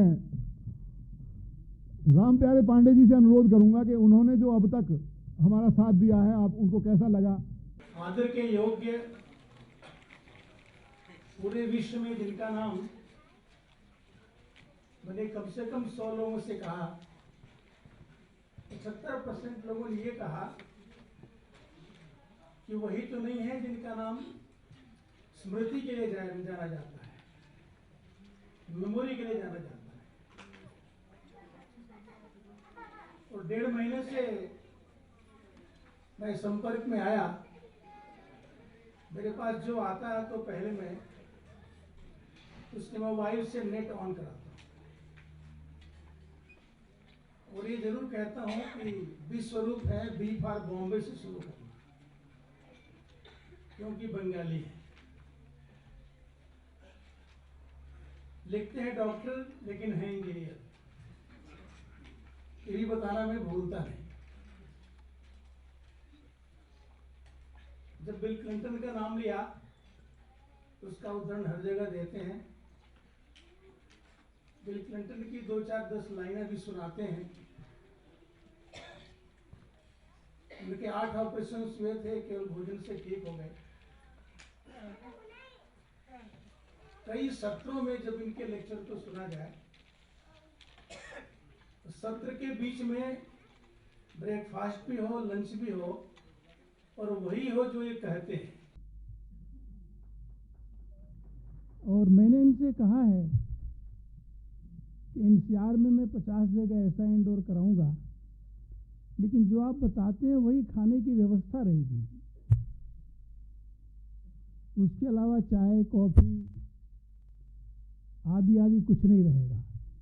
तो डॉक्टर विश्वरूप ने इतनी छोटी सी उम्र में, 42 साल की उम्र कोई उम्र नहीं होती, बहुत सारे ऐसे लोग होते हैं, कितना दिन जिए इसका कोई मतलब नहीं, कैसे जिए इसका अर्थ होता है। तो डॉक्टर विश्वरूप अपने जीवन को इतना सार्थक बनाने वाले हैं। भगवान ये करे, ये 123 साल की किसी महिला माँ को देखने गए थे, उसका उन्होंने उल्लेख नहीं किया, मुझे लगता था कि करेंगे। इसी भोजन से महिला आज भी 123 वर्ष की जीवित है, स्वस्थ है। बताया था वियतनाम में गए थे से मिलने के लिए। इतना विषय इनके पास, इतना अनुभव, इतना इतनी छोटी उम्र में है कि एक सत्र में समाहित नहीं हो सकता। इसलिए हम लोग को सुबह 8 बजे से लेकर रात 8 बजे तक बुलाएं। खाने पीने का इंतजाम हम लोग करेंगे और वही करेंगे जो ये खिलाएंगे। जिस चीज के लिए शुरू किया ठीक हो जाएगा, ऐसा मेरा विश्वास है। हम लोगों से आपने किताब इसलिए कराया, वो जीवा के लिए कि कैसे टेस्टी बने। उनकी श्रीमती जी इसी पर रिसर्च कर रही हैं, इन्हीं के द्वारा ये लिखित है और आज कुछ लोगों को खिलाया भी। मैं अपने को बहुत कृतज्ञ मानता हूँ, धन्यवाद देता हूँ। डॉक्टर साहब और उनकी टीम ने मुझे आज इस कार्यक्रम में बुलाया और मेरा आदर भी किया। बहुत बहुत धन्यवाद। तो ये तो पता चल गया कि हम किसके गुलाम हैं, किसके गुलाम हैं हम। आपका जो टेस्ट है, जो स्वाद है, आप उसके गुलाम हैं। तो दोस्तों, इस विधा को और कैसे आगे बढ़ाएं, निश्चित तौर से जो विश्व रूप हैं, विश्व का जो रूप है वो कौन हो सकता है? अभी तो बताया पांडे जी ने, विष्णु भगवान, उसके जो रूप हैं विश्व रूप, लोग पुनः एक बार उनको बुलाते हैं और आपको ठीक करने की आगे क्रिया बढ़ाते हैं विश्व रूप जी। Thank you Mahesh ji.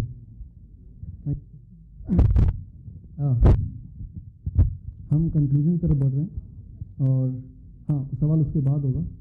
और हमारे प्यारे पांडे जी ने जो आज बताया ये मैं जीवन भर याद रखूँगा और इसके लिए मेरी मेमोरी टेक्निक की ज़रूरत भी नहीं पड़ेगी। यहाँ पे हम जिस मोड पे हैं, टू कंक्लूड, इसको आज घर जाके आपको क्या करना है, कैसे करना है, that is the most important thing. अभी घर जाएंगे तो what change you have to do exactly, वो आखिरी में मैंने रखा क्योंकि आखिरी वाली चीज़ हमें ज़्यादा याद रहती है, बीच की चीज़ अक्सर हम भूल जाते हैं। So what we have to do exactly once we go back home today, right. तो मैं अभी सर आपने जो एग्जांपल दिया था तो मैंने सोचा कि पहले वो वीडियो मैं ज़रूर दिखाऊँ। आप में से कई लोगों ने देखा भी होगा, लेकिन फिर भी देखिए because I am going to relate with it कि बिल क्लिंटन ने एग्जैक्टली कैसे किया था, आपको क्या करना है। आपको उनकी हिस्ट्री पता है कि 4 बाईपास सर्जरी हुए थे 2004 में, और 2005 में एक लंग सर्जरी हुआ, और 2010 में 2 एंजियोप्लास्टी हुआ, और तब तक उनका वेट काफ़ी ज़्यादा बढ़ गया। अगर 2010 का यूट्यूब वीडियो देखेंगे, एक तो मोटा पाएंगे उनको और थोड़ा बुद्धू भी पाएंगे, राइट। उनके स्पीच में, भाषण में लोग सोचने लगे ये तो बुद्धू हो गए, और कुछ लोगों लगने लगा कि मोनिका लेविंस्की के उस केस के बाद शायद ऐसा हो गया। बट होता क्या है कि जो ये सर्जरी है, ये जब भी होता है एंजियोप्लास्टी या एंजियोग्राफी, जो सिर्फ डायग्नोस्टिक प्रोसेस है, या बाईपास, उस सर्जरी के दौरान हमारे ब्रेन के कुछ सेल्स 40% सेल्स मर जाते हैं। और जब 40% सेल कम काम करेंगे ब्रेन के, तो हम बुद्धू दिखेंगे, हमारे जवाब इंटेलिजेंट नहीं होंगे। तो वो हमारी गलती नहीं है या उस पेशेंट की गलती नहीं है, that is the normal process. कोई भी अगर बाईपास एंजियोप्लास्टी के पेशेंट को इमीडिएट मिलेंगे आप, तो आपको लगेगा ये बहक गए हैं, थोड़ा सा एबनॉर्मल बिहेव कर रहे हैं, जो कि थोड़े समय में, कुछ महीनों में धीरे धीरे वो रिवाइव करता है। ब्रेन के सेल्स दोबारा नए जनरेट होते हैं। कुछ सेल्स ऐसे होते हैं जो जनरेट नहीं हो सकते, बट काफ़ी सारे सेल्स जनरेट हो सकते हैं। तो 2010 में जब डॉक्टरों ने जवाब दे दिया कि अब हम और कुछ नहीं कर सकते, खूब सारे सर्जरी हो चुकी है आपसे, तब इनको डाइट के बारे में पता चला टी कोलिन कैम्बल से, और उन्होंने सोचा कोई और चारा भी नहीं है तो इसको करके देखता हूँ मैं। और जैसे ही उन्होंने किया, कुछ समय के अंदर अंदर उनके अंदर चेंजेस आए, and he was cured the disease and he was cured the free from the medicine as well. और जब पूरे दुनिया में भ्रमण करने लगे वो, तब वर्ल्ड मीडिया ने देखा अभी तो बीमार थे और अभी इतने हेल्दी दिख रहे हैं और इतने स्मार्ट दिख रहे हैं। तब इलेक्ट्रॉनिक मीडिया ने क्वेश्चन पूछा, आपके नए हेल्थ का जवाब का रीज़न का वो सीक्रेट क्या है। उन्होंने जो राज खोला वो एक बार फिर देखिए, जिन्होंने देखा भी है क्या राज खोला। फिर मैं आपको एक नई चीज़ दिखाता हूँ। But I did it for a different reason. But I mean, I wanted to lose weight, but I didn't dream this would happen. I did it because after I had this stent put in, I realized that even though it happens quite often that after you have bypasses, you lose the veins because they're thinner and weaker than arteries. The truth is that it clogged up, which means that the cholesterol was still causing buildup in my vein that was part of my bypass. And thank God I could take the stents. I don't want it to happen again. So I did all this research, and I saw that 82% of the people since 1986 who have gone on a plant-based, no dairy, no meat of any kind, no chicken, turkey. I eat very little fish. Once in a while I'll have a little fish, not often. If you can do it, 82% of the people who've done that have begun to heal themselves. Their arterial blockage cleans up. The calcium deposit around their heart breaks up. This movement has been led by a doctor named Caldwell Esselstyn at the Cleveland Clinic, Dean Ornish, whom you know, out in California, the doctors Campbell, father and son, who wrote the China study, and a handful of others. But we now have 25 years of evidence. And so I thought, well, since I need to lose a little weight for Chelsea's wedding, I'll become part of this experiment. I'll see if I can be one of those that can have a self-clearing mechanism. We'll see. I hope you're healthy from that. यहाँ पे आपने देखा bill Clinton ने कुछ डॉक्टरों का जिक्र किया, टी कोलिन कैम्बल, कॉल्वेल एसेस्टीन, डीन ऑनिस। तो जिन जिन डॉक्टरों का रेफरेंस रहा, जिन जिन डॉक्टरों का इन्फ्लुएंस रहा, उन सारे डॉक्टर से मैंने कांटेक्ट किया बारी बारी से, मेल के थ्रू और जो भी तरीके होते हैं। और डीन ऑनिस के अलावा को छोड़ के बाकी सारे डॉक्टरों ने रिस्पॉन्स दिया और मुझे समय दिया समझने के लिए। उनमें से एक डॉक्टर का नाम लूँगा जिनका नाम है जॉन मैकडॉगल। तो उनसे मैंने सवाल पूछा कि जब वो ठीक हुए तो वो एग्जैक्टली कैसे ठीक हुए, क्या क्या खाना उन्होंने खाया, किस प्रकार हुआ, सिंस उन्होंने बड़ा क्लोजली इसको मॉनिटर किया था। तो उनका जवाब आपके सामने मैं रखा हूँ, वो उन्होंने क्या जवाब दिया, आप उनकी भाषा में देखिए क्या what he said about Bill Clinton, the president of USA, the former president of USA. And one of the newsletter you have written a letter to Bill Clinton. Oh, Bill Clinton, sure, Bill Clinton. Bill Clinton became vegan as a result of multiple problems. Our 42nd president. Right. And by the way, I'm waiting to meet with your Prime Minister Modi anytime. No, anyway, Bill Clinton, he got into trouble with heart surgery in 2004. He had bypass surgery. In 2010, they put some stents in him. And after his stent procedure in February of 2010, he decided to change his diet. And he changed his diet to the kind of diet I recommend. I think I was of influence, but there are other doctors who I'm sure were more influenced, like Dr. Dean Ornish and Dr. Caldwell Esselstyn. And he changed his diet in March 2010. And Bill Clinton is a powerhouse. He's more handsome, more powerful, more strong-looking today, which is 5 years later, than he was. Yeah, and the whole reason is he became vegan. He eats the kind of diet that I recommend. तो यहाँ पे आपने देखा वो जिन डॉक्टरों के देखरेख में रहे उनमें से एक डॉक्टर का ये आपने मेरा लिया हुआ इंटरव्यू, तो ये बहुत लंबा है, यूट्यूब में आप देख सकते हैं पूरे detail, how he got cured of the disease, step by step उन्होंने क्या किया। तो उसको सिंप्लीफाई करते हुए आपको क्या करना है वो बताने वाला हूँ मैं अभी। That is I will take another 3-4 minute to conclude. ये रेसिपी बुक तो उनके लिए है जिनको टेस्ट का भी ध्यान रखना है, लेकिन एक इंटरेस्टिंग मैं एग्जांपल देते हुए आपको समझाना चाहता हूँ। ये फोटो आप देख रहे हैं 1 दिसंबर से लेकर 5 दिसंबर तक, अभी पिछले महीने की बात है, मैंगलोर यूनिवर्सिटी ने Indian Social Science Congress organise किया और वहाँ इंडियन सोशल साइंस कांग्रेस के जो चेयरमैन हैं वो है डॉक्टर BM हेगडे। आप में से कुछ लोग ने नाम सुना है इनका?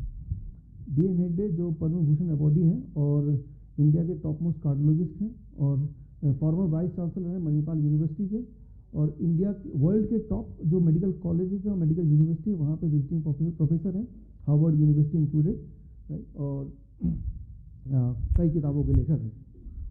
इनका एक मेल आया इनके ऑफिस से कि आप बोलते हैं डायबिटीज़ 3 दिन में ठीक होती है, इसको बोलना बंद कर दें, आप बोलिए डायबिटीज़ 15 दिन में ठीक होती है तो हम मान सकते हैं, बट नॉट 3 डेज।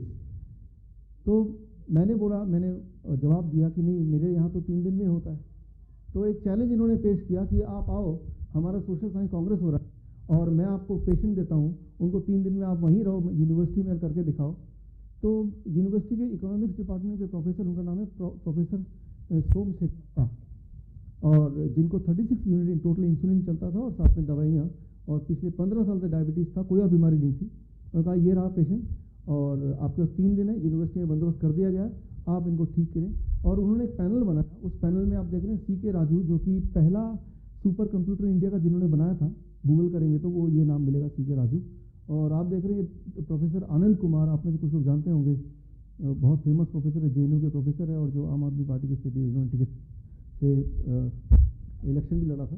और सिमिलरली एक और इकोनॉमिस्ट है यहाँ पे अशोक जैन। अलग अलग साइंस के लोगों को पैनल में डाला और कुछ 200 डॉक्टर्स जो ऑडियंस में थे, और 3 दिन का समय था, और 3 दिन का नतीजा ये निकला दैट विद इन 3 डेज उनकी 36 यूनिट 0 यूनिट पे आ गई।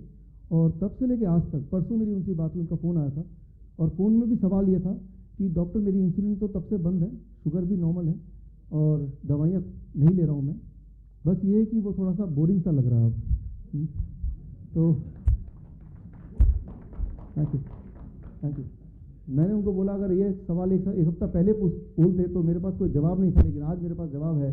तो मैंने कल की डेट में, यानी कि कल सैटरडे को उनको किताब ये कर दिया कि अब इससे पहले कि वो बोर हो जाए और फिर पुरानी डाइट पे चले जाएं, वो खतरा है। तो मैंने वो, ऐसा नहीं कि पुरानी डाइट पे चले जाएंगे दोबारा शुगर हो जाएगा, ऐसा नहीं है, बट ये कि that is the best diet, right. तो मैं ये बोलना चाह रहा हूँ कि जब ये आप करेंगे आज घर जाके, तो क्या आप उम्मीद कर सकते हैं, अगर डायबिटीज़ पेशेंट है, इंसुलिन कितना भी ले रहे हो, अगर सिर्फ आप डायबिटीज़ पेशेंट है, अगर आप बीपी की गोली नहीं ले रहे, कोलेस्ट्रॉल की गोली नहीं ले रहे, तो आपके बॉडी में डैमेज ज़्यादा नहीं हुआ। मैंने आपको बताया था बीपी की गोली डैमेज करता है बॉडी को। तो अगर आप सिर्फ डायबिटीज़ की गोली ले रहे हैं प्लस इंसुलिन कितना मर्जी ले रहे हो, तो ये सर्टिफिकेट जो मैंगलोर यूनिवर्सिटी ने मुझे दिया on the basis of the trial, तो डायबिटीज़ की गोली से फ्री होने के लिए जो एक्चुअल टाइम लगता है that is about 3 days if you are only diabetic patient, right. और इसी डाइट पे अगर आप रहेंगे थोड़ा और लंबे समय तक, तो 1 हफ्ते के अंदर क्या क्या चीज़ गोलियाँ आपकी खत्म हो जाएंगी। That is high blood pressure, high cholesterol, intestinal disorder यानी कि पेट से जुड़ी हुई जितनी बीमारियाँ हैं, एंड थायराइड डिजीज़, ये सारी गोलियाँ बंद करनी पड़ेंगी, otherwise it will be dangerous. 1 महीना लगेगा अर्थराइटिस यानी जॉइंट पेन से जुड़ा हुआ, या किडनी डिस्फंक्शन है, या ओबेसिटी है। ओबेसिटी में you can expect 10% loss of weight. जो मोटे लोग हैं, मान लो कोई 100 kg का है, 1 महीने में वो 90 kg, फिर अगले महीने में 9 kg और कम, और जब वो नॉर्मल वेट आ जाएगा तब वहीं पे स्थिर हो जाएगा। Liver disorder, heart disease, blockage वगैरह के लिए 6 महीना लगता है, मेरा एक्सपीरियंस अस्थमा के पेशेंट्स को लग जाता है टाइम ज़्यादा, सबसे ज़्यादा 9 महीने लगता है। स्किन डिसऑर्डर के पेशेंट को, या एडवांस स्टेज कैंसर 4th या 3rd स्टेज वालों को 9 महीने लग जाता है on the same food, right. तो ये इस तरह से प्रोग्रेस होता है डिजीज़ के ठीक होने का सिलसिला। तो हमें डायग्नोज करना पड़ता है बार बार कि भाई ब्लड प्रेशर अगर कम हो रहा है तो गोलियां कम करनी है, ब्लड शुगर कम हो रहा है तो दवाइयाँ छोड़नी है, थायराइड की दवाइयाँ छोड़नी है 1 हफ्ते के अंदर, कोलेस्ट्रॉल की दवाइयाँ तो छोड़नी है 1 हफ्ते के अंदर, इंटेस्टाइनल दवाइयाँ तो उसी दिन छोड़नी है। पेट के हिसाब से अगर कोई भी दवा ले रहे हैं तो you have to stop it immediately on the same day, जिस दिन से आप ये डाइट शुरू करेंगे। So these are some of the things जो कि मैंने इसको इंक्लूड किया है। तो ये हमें कंक्लूड करना है। मुझे ऐसा लगता है कि 1947 तक देश अंग्रेजों का गुलाम था, आज भी हम गुलाम हैं, लेकिन आज हम अंग्रेजी दवा का गुलाम हैं। इस गुलामी से हमें बाहर निकालना है, राइट। तो और इसको करने के लिए किसी की परमिशन लेने की जरूरत नहीं, do it on yourself, because इसके लिए कोई गवर्नमेंट कोई ग्रांट करेगा तो, बिकॉज ये आपको ही करना है, अपने लिए ही करना है। तो ये सबसे आसान है, और इसका रिस्पॉन्स आपको पहले, दूसरे, तीसरे दिन से नजर आएगा। अब we are coming towards the conclusion. जब यहाँ से बाहर जाएंगे, यहाँ बाहर, तो फीडबैक फॉर्म को भरना है, उसको सबमिट करना है। जिनके सवाल हैं, राइट, उनको क्या करना है बता रहा हूँ, लेकिन जब बाहर जाएंगे तो फीडबैक फॉर्म सबमिट करेंगे तो आपको ये कार्ड मिलेगा, और ये कार्ड के हिसाब से जो मैंने आपको ऑलरेडी एक्सप्लेन किया था। और उसके अलावा आपका हुंजा टी का आपका प्रबंध किया गया है। हुंजा टी यानी कि कल से आपको चाय छोड़ना है, लेकिन चाय छोड़ेंगे तो क्रेविंग होगी, चाय पीने की इच्छा होगी, तो उसको रिप्लेस करना है विद हुंजा टी। तो Hunza tea is one of the recipes book का, राइट, तो उसका प्रबंध किया है। तो हुंजा टी आपको पी के जाना, प्लस हुंजा टी घर पे कैसे बनाएं उसकी रेसिपी के कार्ड हैं, वो जहाँ पे आपको हुंजा टी सर्व हो रहे होंगे वहाँ पे रेसिपी का कार्ड भी आपको मिलेंगे। वो कार्ड से आपको उसको घर पे जाके बड़ा आराम से बना सकते हैं। उसके लिए आपको किसी चाय पत्ती की या चीनी की या दूध या किसी और चीज़ की खरीदने की आवश्यकता नहीं है, बहुत सारी चीज़ें से बनता है जो घर पे ऑलरेडी होता है, राइट। तो हुंजा टी आप पिएंगे, इसमें 5-10 मिनट आपको लगेंगे। और उसके अलावा जिनके पास सवाल हैं, राइट, 5-10 मिनट बाद, राइट, आप लोग वो लोग जो उनके सवाल हैं दे कैन कम बैक, और जो लोग फर्स्ट रो में जो बैठे हैं या जो हमारे चीफ गेस्ट के इनवाइटीज़ हैं, वो लोग जो अलग अलग शहरों से आए हैं, आप यहाँ से एंटर करके ग्रीन रूम में जाएंगे और 10 मिनट में आपके साथ रहूँगा, राइट, तब तक कि आप हुंजा टी का एंजॉय करेंगे, and then I will come back either here, और अगर यहाँ कोई लोग नहीं आते तो मैं बाहर आ जाऊँगा आपके सवालों का जवाब देने के लिए, राइट। तो मैं उम्मीद करता हूँ कि आप इसको आगे बढ़ाएंगे, पहले अपने लिए फिर लोगों के लिए। हाँ, हुंजा वाला कार्ड भी फीडबैक फॉर्म जहाँ जमा कर रहे हैं वहीं मिलेगा। तो हम दोबारा मिलेंगे। All the best. Thank you friends.